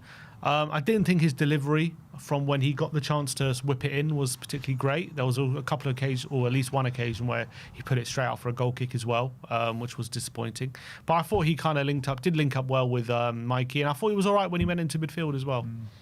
Next up is Jan Paul van Hecker. Sim gives him a 7. I gave him a 6. You guys giving him a 6.5. It was much more confident than it was against Brentford. I would say that. Look, it was a horror show at Brentford, let's be honest. I think in this game, I think he just kept things simple, to be honest. I don't think, he was going for some crazy passes like we know he's capable of. But I think he had a very high passing percentage. I think the highest on the pitch. So you've got to give him credit for that. Was aggressive going into the middle of the park, contributing to our attack. So it was a lot better than it was against Brentford, that's for sure. Yeah, I think in these kind of games, I don't think he's going to be really tasked with maybe passing in between the lines too much, because I think the team's going to be lower block. That his role will be, because it won't be hard to access midfielders at that point. You just give it to Fernandes or Bentancur, let them play. There was no switches of play or anything. There was a couple of times though he did kind of stride into midfield and into the Charlton half, and that was decent. That was quite good. It's hard to tell the difference between him and Bergwijn. Yeah, I know, it's true. But yeah, had a yeah, I mean, had a very quiet game. Defensively, had pretty much nothing to do. But yeah, I liked what I saw. He was more confident. Ben Davis, 7s all round for Ben, 7.3 from you guys. I thought he was actually had a really strong game. Defensively, look, he didn't have much to do. Got himself on the score sheet with a deflection off Savio's shot. But I thought, we talk about Van Hecker not playing these like kind of crossfield balls, but I think Ben Davis was doing them all night long. I thought his passing ability was fantastic last night, so I'll give him a lot of credit for that. I just thought he was passing the ball a lot more cleaner and crisper than Van Hecker. Fair play. I mean, got his goal as well. Not sure how much he knew about it, but he got it, and he seemed almost apologetic to take it away from Savio, who he didn't look apologetic to me. Like in that celebration, he goes straight up to Savio, saying that was my goal, Yeah, I know. Yeah, but he had a big smile on his face. But yeah, look, had a good game. Followed up after what was quite a good game when you played Hoffenheim as well. So yeah, pretty good showing. Also went to left back as well, and didn't really get forward much, but he was fine. Yeah. Destiny Udogi, Sim gives him a 7. I gave him a 6, 7.3 from you guys. I just thought the main thing for me was to see him looking sharp, and I think he did that. I think he could have contributed more on an offensive point of view, especially when you take into account the opposition. I thought he was the best of the two down the left-hand side between him and Tell. But, he was linking up nicely with Tell, but then Tell kind of was struggling to take on his man and struggling to beat his man. So I think it was a good display from Udogi, but I think we know he's capable of a lot better. Yeah, I think he was pretty decent. Didn't do too much wrong. I think the most important thing, as you say, is he's getting up to speed, because I think we're probably going to need him for Saturday, to be honest. So we only played, 60? He went off on 64 or something. So hopefully that's enough. That's enough of a run out for him to get a start on Saturday. And I thought he was stretching them. I thought he was continuously up there helping Tell. But we know when he gets in those positions in the final third, it just needs a lot of work. Kind of like a throwback to Destiny under Ange, wasn't it? With the areas that he was taking up on the pitch. So it was good to see. Next up is Lucas Bergvall. You gave him a 6. I gave him a 5. 5.8 from you guys. I did think he was probably the weakest link in the starting 11. I think it was better than what we saw against Brentford, but I still think like he was rushing his decisions at times. He was impacting stuff going forward and in his nice little driving runs. But I still think, he lost the ball quite a number of times where he didn't need to, really. Yeah, obviously he was not losing the ball in the same areas as Brentford, because he just wasn't in those areas, and the Spurs weren't in those areas. So it was a different game for him. I thought he was okay. I don't think it was anything special. I don't think he comes away from that game thinking I killed it, but I don't think he'll be just that disappointed with the performance. I thought he helped the midfield control it. A couple of nice carries. I thought he kept it a lot simpler. Maybe that was part of it for it to be a lot simpler. But yeah, I thought he was okay. Yeah, I mean, it's nice to see where our lowest rating of the day here is 5, where our highest rating of the day was probably 5 last weekend. But next up is Rodrigo Bentancur, 7s all round, 7.3 from you guys. I thought he's got a really nice relationship going on there with Mateus Fernandes in the middle of the park. Kept things simple. He was the deepest lying midfielder on the day, and I thought nothing really got past him, and he was contributing with his passing and gliding up the pitch. And he just was the facilitator for what Mateus Fernandes was doing yesterday. So I thought he had a massive impact in the game. Yeah, and it was nice to see him looking really kind of fresh, getting close to midfielders, putting in those tackles in. I thought when he was asked to do a few times like these quick one-touch interchanges, he was a bit hit and miss. A couple of them went out of play, but then I think once he got to grips with the game, he was fine. But yeah, I think mainly off the ball, just facilitating the other midfielders, he was really, really good. Next up is Mateus Fernandes. You gave him a 9, I gave him an 8, 8.5 from you guys.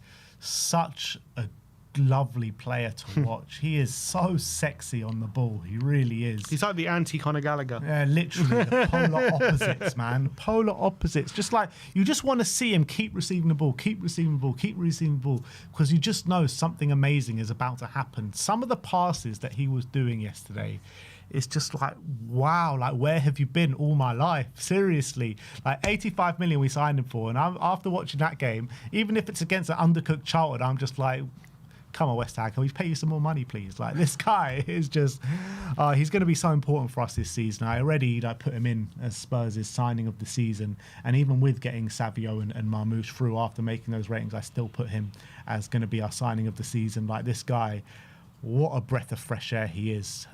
What he does for this football club is going to be insane.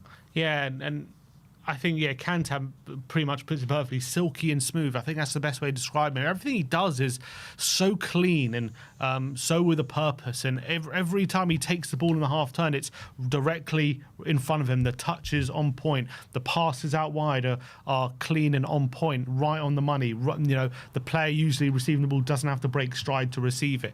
It's like when you see like Gallagher doing those kind of things, it's like clunky, the ball's bobbling and bouncing and he's hustling and bustling, but it's just not the same. And then you see Fernandes take the ball and it's just like a ballet dancer. It's just completely different. It's so beautiful to watch, and I'm enjoying every second. It's very early days, obviously tougher challenges to come, but I'm loving the early signs. Loving it. Absolutely. Next up is Mikey Moore, 8 all round. Just quickly, Beyond said, hope Ben's wife isn't watching. 7.9 from you guys. Gets his goal, gets an assist. A great performance from him. I thought, he looked most threatening when we were like just working our way into the game, and he gets his goal with a great finish. And I thought after that, just kind of a weight lifted off his shoulders. He was attacking his man. His first touch was brilliant to get away from his man as well. So really good performance from Mikey Moore. Yeah, really great to see him in that kind of form. I know it's a League Cup game, but he's 19. I think a lot of people, when we talk about Mikey Moore, because we've been speaking about him for so long and he's been around for so long, it feels like that anyway. Like, we forget how young he is. He is still only 19 years of age. He's still got a lot of growing and learning to do. And I think you look at him compared to a lot of players his age, he's just well above them and he's well ahead of them, most players. And we forget that. I think because he came in at 17 and he had some good performances, you're thinking, okay, well, if he's, and now he's 19 and you're thinking, oh, he's got to be ready-made now. He's got to be, performing every week. He's got to be amazing. It's like, well, it doesn't work like that. And I think what he's showing is brilliant. And I think he's showing what a talent he is. And I think this is more examples of it. And if he scored 2 goals in pre-season against Hoffenheim, and he had a brilliant season with Rangers, he's got some good momentum going. So whatever happens, whether he's on loan or he stays here, I just hope he continues on this trajectory. And he got so heavily slammed after that Brentford game for those misses. And he was the only one getting in those positions. It brings back to the conversation before about these players, like you mentioned, Savio and Mbuemo and Bale, always getting in these positions and not finding the back of the net. The guy's 19 and he was the only one in the whole team in the Premier League getting in those positions. Yeah, and you cast your mind back to when he was playing Premier League games under Ange 2 years ago, right? He was basically anonymous. You wouldn't see him. He was getting marked out of games, and that's when you're not ready. Like in this situation, I know in the first half he was kind of getting marked out of the game, but second half, talk about Brentford, he had those 3 chances and he missed. In this situation, he's getting involved. He's there. You see him. He's active. He's taking players on, and he gets a goal. This is not a guy who's completely not ready. I'm not saying he's ready to be a star in the Premier League, but I do think he could go to a Premier League club and do well. I'm not saying smash it, but I don't think he would look out of place in a Premier League team. Yeah, I agree with that. Dominic Solanke, 7s all round, 7.4 from you guys, gets a goal, which was a fantastic finish, first time finish into the bottom corner. And I think everything that I've criticised him for going into this season about losing the fire in his eyes, not looking like he wants it, not imposing himself enough in games, I think all of that, he showed basically the opposite traits in this game, which was a delight to see. I thought, he was a really good kind of central striker, hold-up play, rarely lost the ball. A number of times he was just picking up the ball and it looked like he had 2 or 3 men around him and he was able to retain the possession and just play a nice pass. So I think he was better than what we've seen in the number 9 all pre-season and definitely in the Brentford game. So hopefully he can build on this performance now, because this has only got to be the start. It's a Carabao Cup game against Charlton. He's done very well. I want to see him take this now into the Premier League and show these same attributes and be an even bigger threat on goal. Yeah, and hopefully that goal he scored can really give him a little boost of confidence, because that is something that Zoe mentioned, that when he struggles with confidence it can affect him, and I think that's something we've seen from him. He hasn't looked the same player that we signed from Bournemouth, and especially the one we saw early in his time at Tottenham.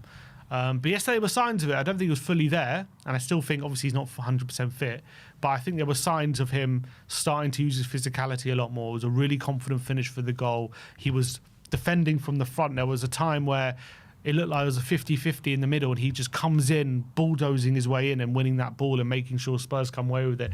Those are the kind of things that we know Solanke is really good at. So if he could get to peak fitness and also peak confidence, we've got a very good striker there who can get goals, and as well is going to be a nightmare to defend when teams are trying to build up and whatever. He's going to be a nightmare for them.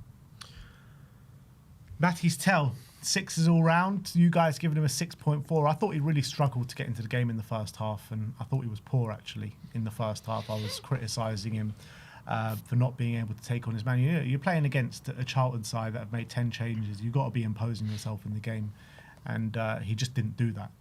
Second half, it got better. He was able to take on his man. He was contributing to the attack, and he was looking very threatening and very dangerous. And we saw this against Brentford, didn't we? Like in the first half, I thought it was very similar in the first half against Brentford. Then you saw him kind of grow in the second half and able to take on his man and contribute to the attack. And I thought it was very similar in this game. Yeah, and also remember Hoffenheim, he struggled first half and then second half he had a much better game. So it's definitely happened in a few games now. I think actually you think Spurs in general, we've been better second half. So I wonder if it's just Zerbi making tweaks or something or getting into them. But anyway, back to Tell. Yeah, I did find him frustrating in this game. I felt like he just had a lot of indecision about him.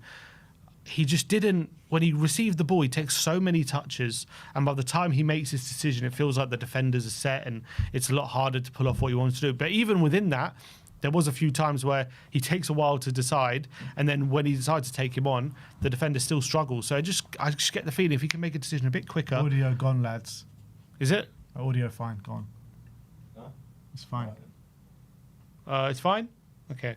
What I was saying, so I still feel like even when he takes on his man after a bit of a decision to make that he's making, he can still cause trouble for the fullback. So I get a feeling if he can make his decision a bit quicker, get that defender on the back foot a little bit more, I think he's going to have the beating of them more often than not.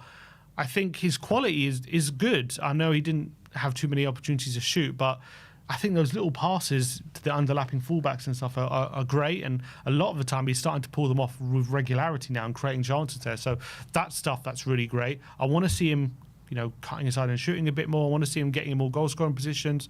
I want to see him getting better quality crosses in. But I do think in general his quality is good. But yeah, I just think the frustrating thing is his indecision a bit. It needs to be a bit more decisive. When he gets into that area in like the Sonny zone, like he's probably the best player we have in that kind of area. Well, for now. For now, yeah. Because we've got Marmoush and Gakpo maybe coming. Yeah, I know. We haven't seen them we've seen Savio now, but let's get into the subs. Let's talk about Kevin Danso. You gave him a 7. I gave him an 8, 7.2. First touch, scores with a header, which was a fantastic header, by the way. And I think after that, I think the next 5 touches were all headers. And I'm just like, when I say a header now, I just take so much more from it because of what we went through against Brentford and not being able to win aerial duels. So I think Kevin Danso came on and did a really good job. Yeah, solid. Got the goal. Obviously made it 3-0, killed the game, and was pretty decisive from a few headers as well, going the other way. So came on and did a really good job. Savio. 9s all round for Savio. You guys have given an 8.7. Who is rating Savio below a 9 in this game? Who are you? Show yourself. Exactly. Let us know in the comments section. But yeah, what a fantastic cameo he was. He came on for like the last 20 minutes and he got a goal. Nearly got another goal, which, credited to assist, but look, let's be honest, that is his goal. So the first one is such high quality. The way he cuts inside and finishes it into the near corner, top quality from Savio. The second one dribbles past 3 men and takes a shot, deflects off Ben Davis and finds its way into the back of the net. But it wasn't just that. Every time he got the ball, I could have just imagined everyone in the south stand standing up and in anticipation of what's going to happen next, because he was taking on his men. They couldn't handle him. He was sitting Charlton players down constantly. I mean, just a constant threat down that right-hand side. Link-up play with Pedro Porro as well. Just everything he was doing was just so exciting, and I can't wait to see more. Yeah, me too. And it was like lightning in a bottle that had just been let out, and it was fantastic. And he just excited everyone in that stadium. Every time he got the ball, there was anticipation. There was excitement about what he was going to do next. It was so great to see, and the goals he scored, phenomenal. And I think it's so important with all the talk around him that he just got off to a start like this, because it just quieted down the noise. It gives the Spurs fans a bit more patience with him in that sense. But also, I guess it kind of hypes expectation even more in a way because of the goal. But I also think it just quietens down the noise about the money and the goals he scores and everything like that kind of question. I'm just delighted. And you know what as well, he just seems so happy to be here. You can just see it in his face. He's just delighted to be at Tottenham. For a player that's been so desperate to come here for so long, I just love how happy he is, and it's so great to see. Proper fan favourite already. Like you said, he's got his song in the Yeah, he does. Got a song already. And has anyone had a song within 20 minutes? I'm pretty sure players have had. So I think Solanke had a song before he even kicked the ball. I think players have had songs pretty early on. What song does Solanke have? Dom Dom Dee Dom. No, the song that he had we can't repeat on this channel, but he had a song before he kicked the ball. That's for sure. But yeah, and that celebration was just perfect. Next up is Pedro Porro, 6s all round, 7.2 from you guys. Yeah, look, all we can say is he didn't have much time on the pitch, but it was really nice link-up play with Savio down that right-hand side. It's just great to see him back, great to see him fit, and he's got a start on the weekend. Yeah, I think the only thing is I reckon Porro, he got into a few crossing positions which didn't really put the best deliveries in, but we know that's one of his biggest strengths, so it shouldn't be an issue. But yeah, it was great to see him back on the pitch. Next up is Mickey van der Ven, 6s all round, 6.7. I would say, I think he was one of the players at fault for the goal that we did concede, but look, the game was won 5-0. And I think everyone just switched off at that moment. But look, great to see him back, and I give him a 6 for just putting the armband on. What happened to him when he went down? Did you see? Because he got a knock as well, didn't he? I don't think it was anything. Because he was down for quite a bit. I can't remember off the top of my head, to be honest, but I don't remember thinking anything significant. Obviously, we had one of the trademark Van der Ven. I mean, he didn't get to it this time, but there was a moment where they played Charlton player was through on goal, and you just see Van der Ven like a steam train on his way and kind of rush the player into a shot. He got a nosebleed. Was it a nosebleed? Yeah, it was a nosebleed. Okay, that's nothing too serious. But yeah, it was also really good to see him. And I think that is that. No, Williams Barnett. I mean, Williams Barnett had a couple of minutes, didn't really get on the ball. So that's Williams Barnett, and that is our player ratings for the 5-1 win against Charlton. So let us know your ratings in the comments section below, and let's move on. And let's move on to reacts. Should I do it on my phone, or are we gonna? Oh, okay, we'll do it live.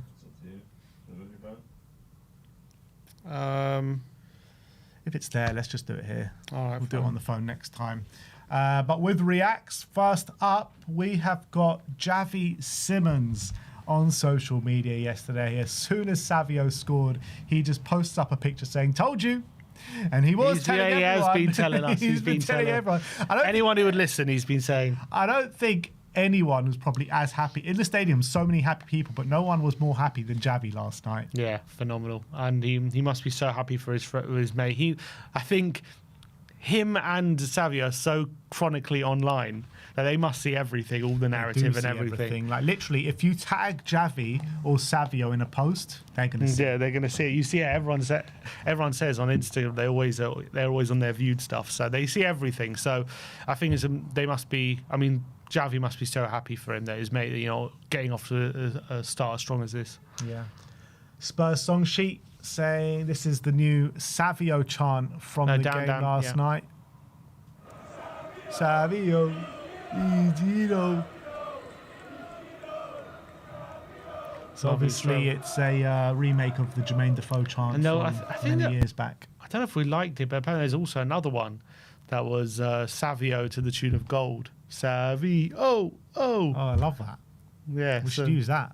So I think that's also one that's potentially on going to start doing the rounds. He's got 2 songs already. Return of the Shelf. The imprint that Savio left on the Tottenham Hotspur Stadium last night. Look at that knee slide. Fantastic. Absolutely. I love that shot. Brilliant.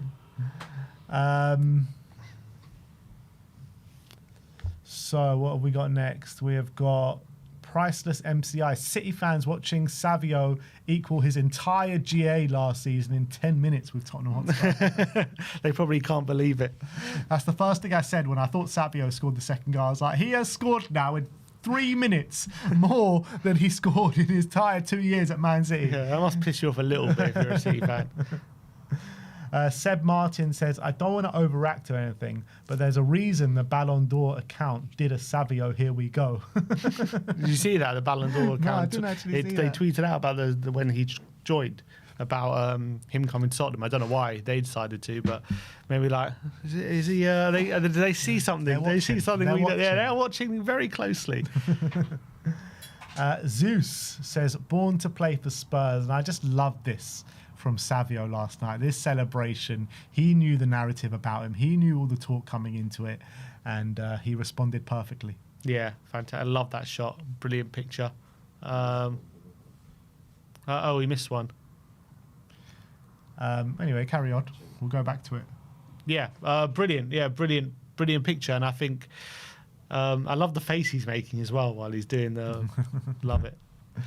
I hope he just makes that his regular celebration now. Every time he scores, he does that. 100%. Jake says, I have questions about how we've spent our money this summer, but Mateus is not even close to one of them. He's absurd.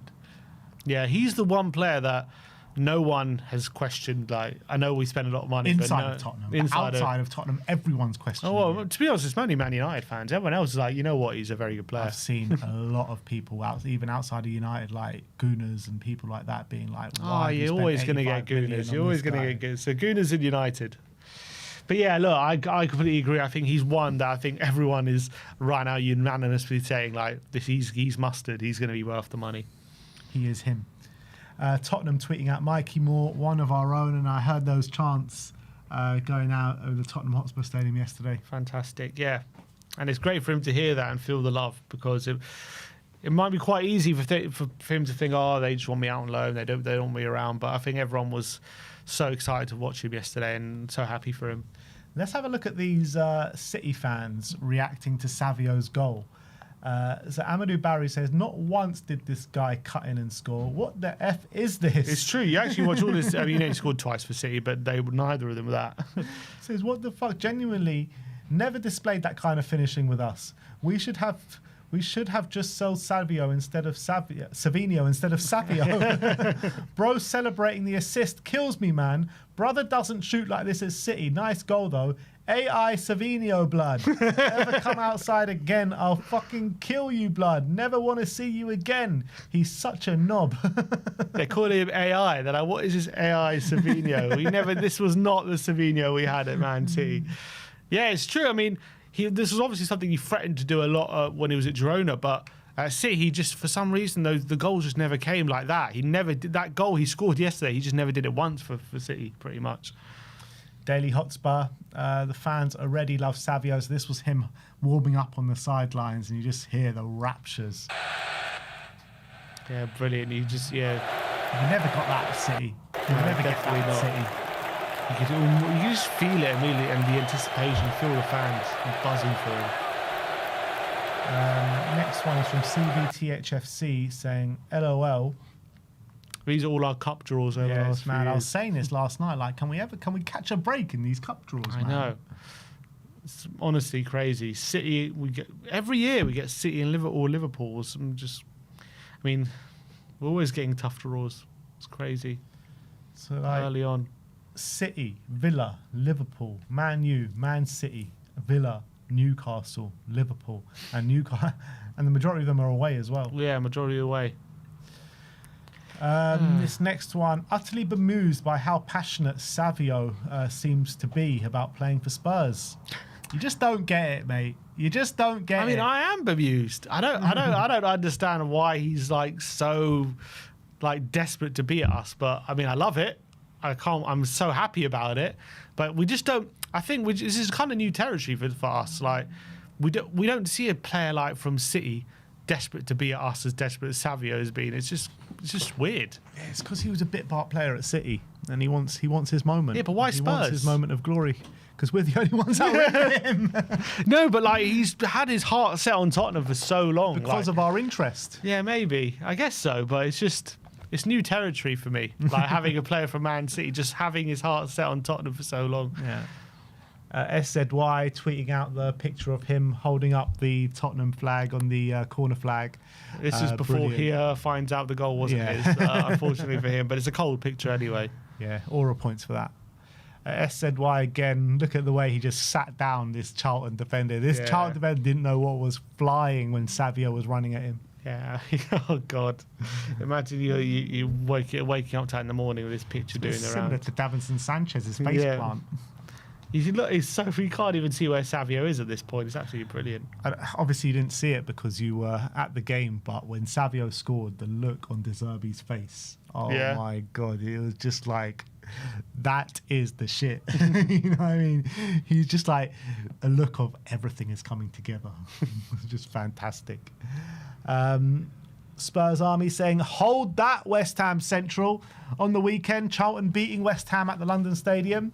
Come Wednesday, they're getting battered 5-1 at the Tottenham Hotspur Stadium. Beating Charlton ain't fair for everyone. Ain't for everyone. Daily Hotspur saying, let them speak. And there he is, doing his celebration. Fantastic stuff. Absolutely fantastic. It was what a great moment for him, and what a night. Nathan Clark says, don't want to go too big too early or anything, but pretty sure Mateus Fernandes is the single most important player in Tottenham Hotspur's history. Yeah, he might well be. He might well be. Well, but there is a conversation to have. Like, he is our most important midfielder, like centre mid. When was the last time we had one as important as him? Dembele. Yeah, probably Dembele, isn't it?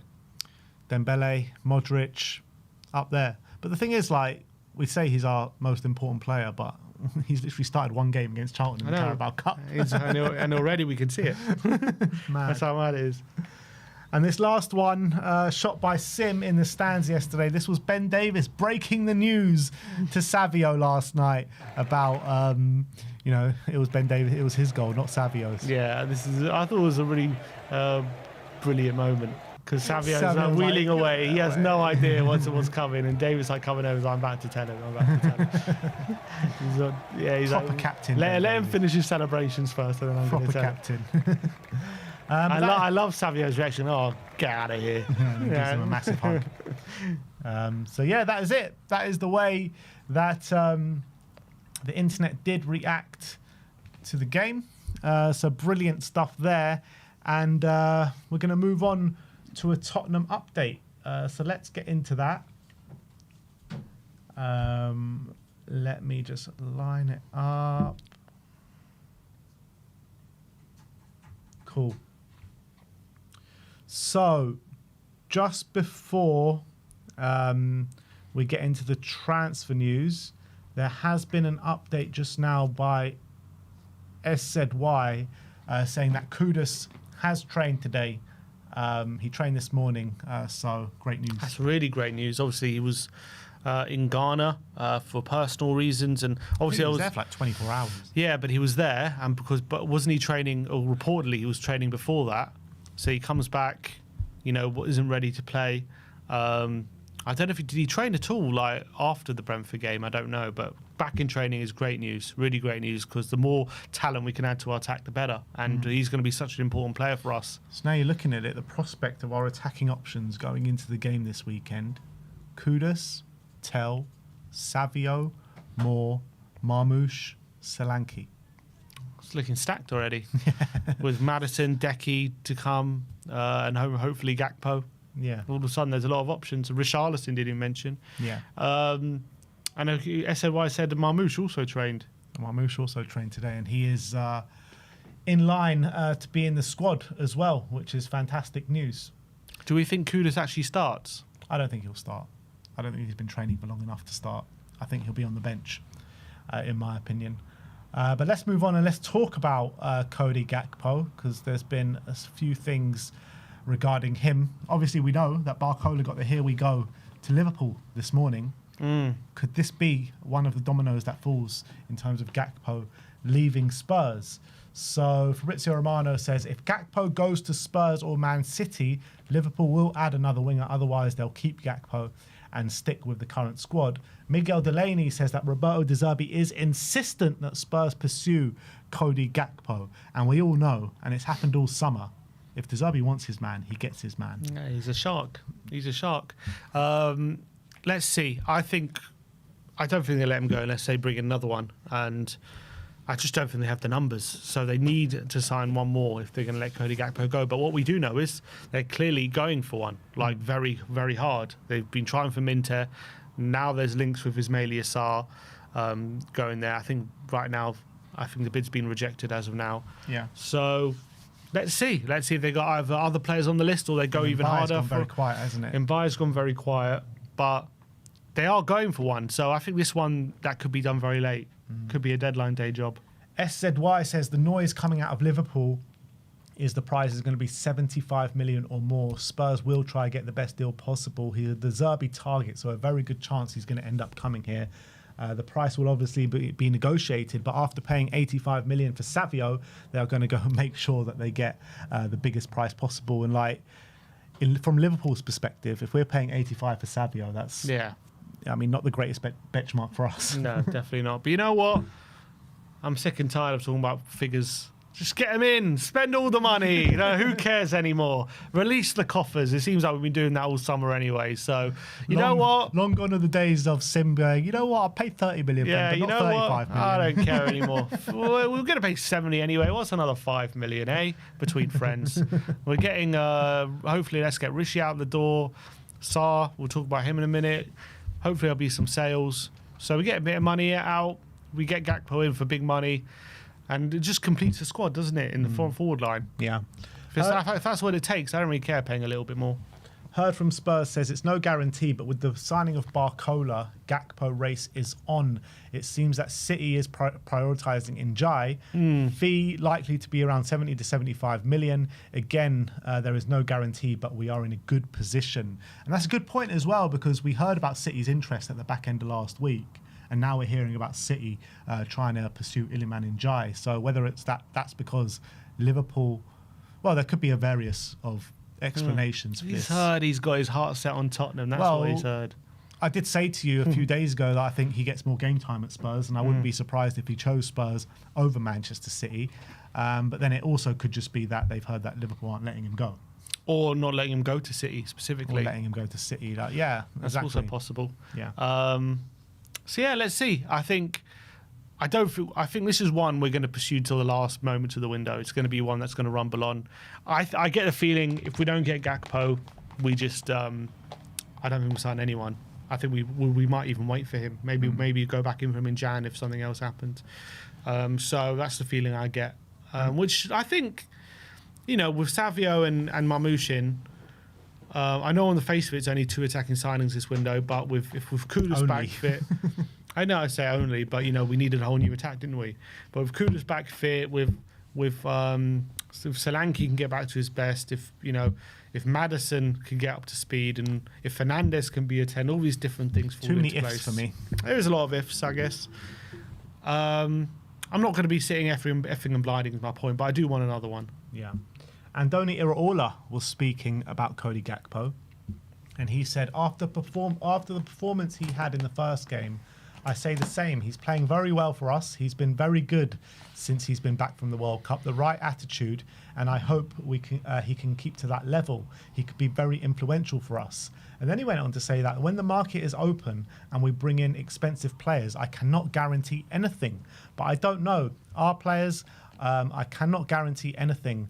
about how many we are going to sign or whatever. Experience tells us if there's an opportunity till the last day, you can do something. So he doesn't seem convinced that Cody Gakpo is staying at the club. You look at that compared to like Marco Rose talking about Alex Scott. He's saying, 100% Alex Scott is staying at Spurs. Exactly. De Zerbi said 100. Yeah, he said 100% Lucas Bergvall is staying. Arteta came out 100% Lewis Skelly is staying at Arsenal, but he doesn't seem that convinced about Cody Gakpo. Exactly. Ask yourself, if he was asked about Szoboszlai, what would his answer be? Yeah. It wouldn't be that, would it? Exactly. So that tells me that there is an opportunity there, and they're very open to letting him go, and he's. It doesn't seem convinced he's definitely going to be saying, oh, they're open to selling him. That's what it tells me. If you're reading between the lines there, that's quite a clear indication that there could be movement here. Exactly. And let's hope it happens. Do you think it happens? I think it does. I'm starting to think it does, yeah. I think it does. I'm starting to lean towards it does, because that answer... Look, things change very quickly in football. Maybe tomorrow they say, you know what, Sarr's not happening, Minter's not happening, Gakpo ain't going anywhere. That could happen. But right now, there's a lot of movement going on. If Barclay's already through the door, if they can get one more, and it looks like they're trying hard to, then we get Gakpo, and I think that's going to happen. There's no talk about Liverpool bringing a striker. We know Ekitike's out for a while. I actually think there's only talk about Liverpool bringing in wingers, right? I still think if they don't bring in a striker, they're mad to let him go, in my opinion. Yeah, they're absolutely crazy to let him go. But on the flip side, you're right. Like in the short term, like they're not going to have an option as backup to Isaac. But if you're Gakpo, you're like, well, you're going to keep me for a few months, and then when Ekitike's back, I'm out in the cold. Like, is that right? Like, yeah, but they got to do what's best for Liverpool Football Club.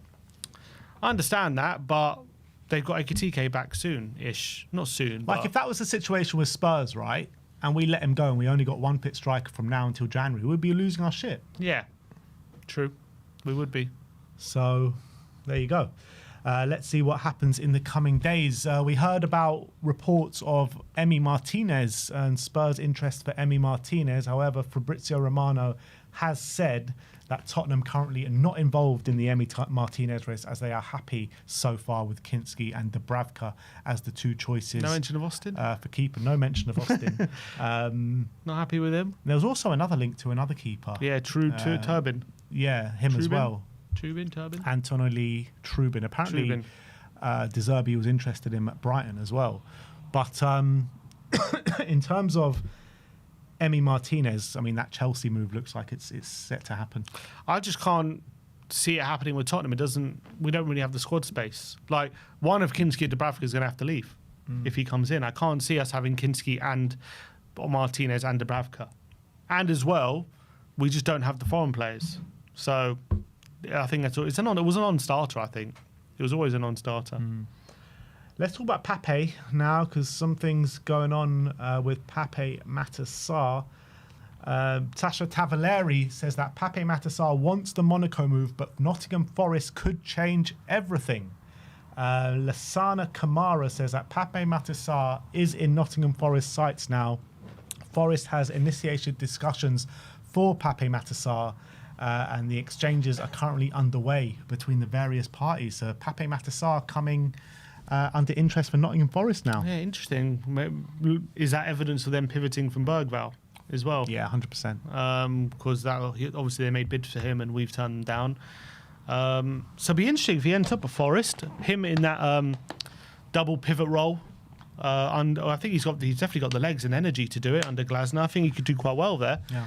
But I don't think he's kind of the Anderson replacement they were looking for. No, but I think it's a different role in a different system. It's also true. So I don't think you're looking... Well, obviously they would love Elliot Anderson in the team, but Glasner has different ideas to... What's his name? Who was the last manager? Not Nuno. Pereira, exactly. So every manager has different needs and wants, and like you said, still I think a downgrade. It is a downgrade for sure, but I think Sarr could still do very well there. Yeah, I think so. I wonder if he's the only... They might go for another one on top of him, I would think, but I think that could be a good, smart signing. They're running out of time to get multiple signings in, but Sarr's definitely one that's going to leave before the end of the window. Still no kind of talk about Richarlison or anything. So but the thing is, at this rate, he is going to be left out of the squad. Yeah. You'd think so. I mean, I don't who else? understand when because he's played already this season.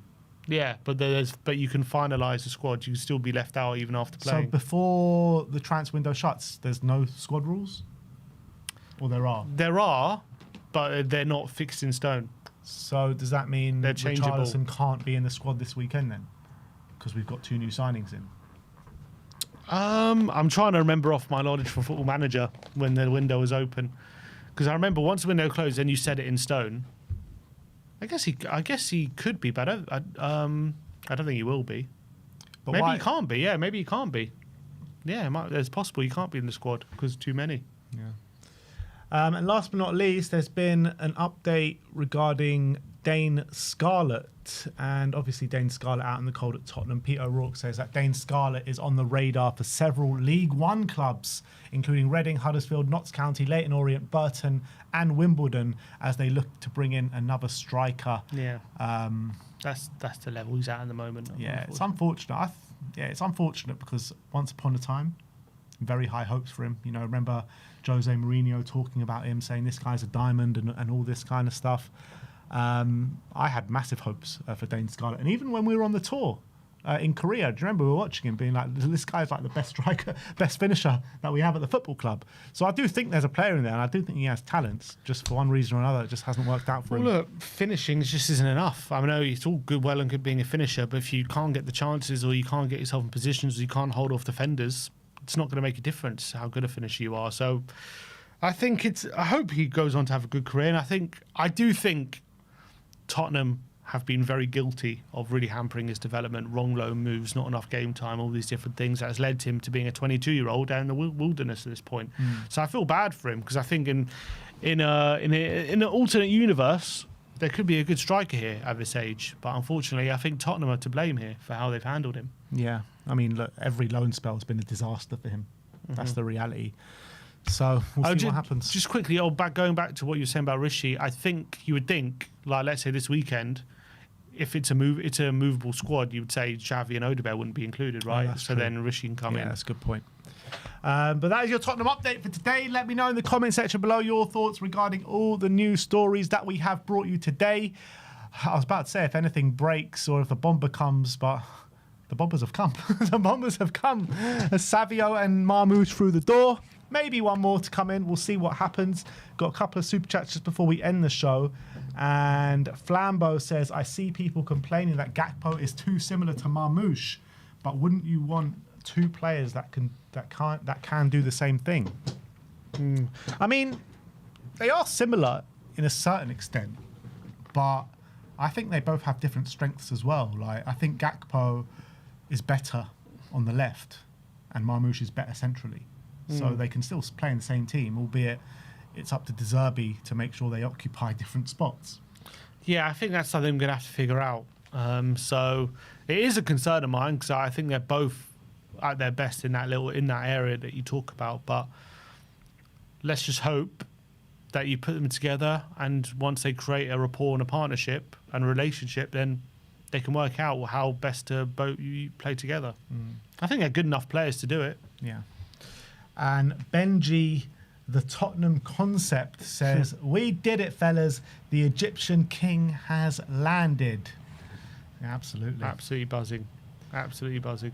All right. Well, that is it, guys. We'll see you all very soon. Make sure to keep an eye on the ball today because our Premier League predictions will be dropping in a few hours. So round 2 of Predict the Prem.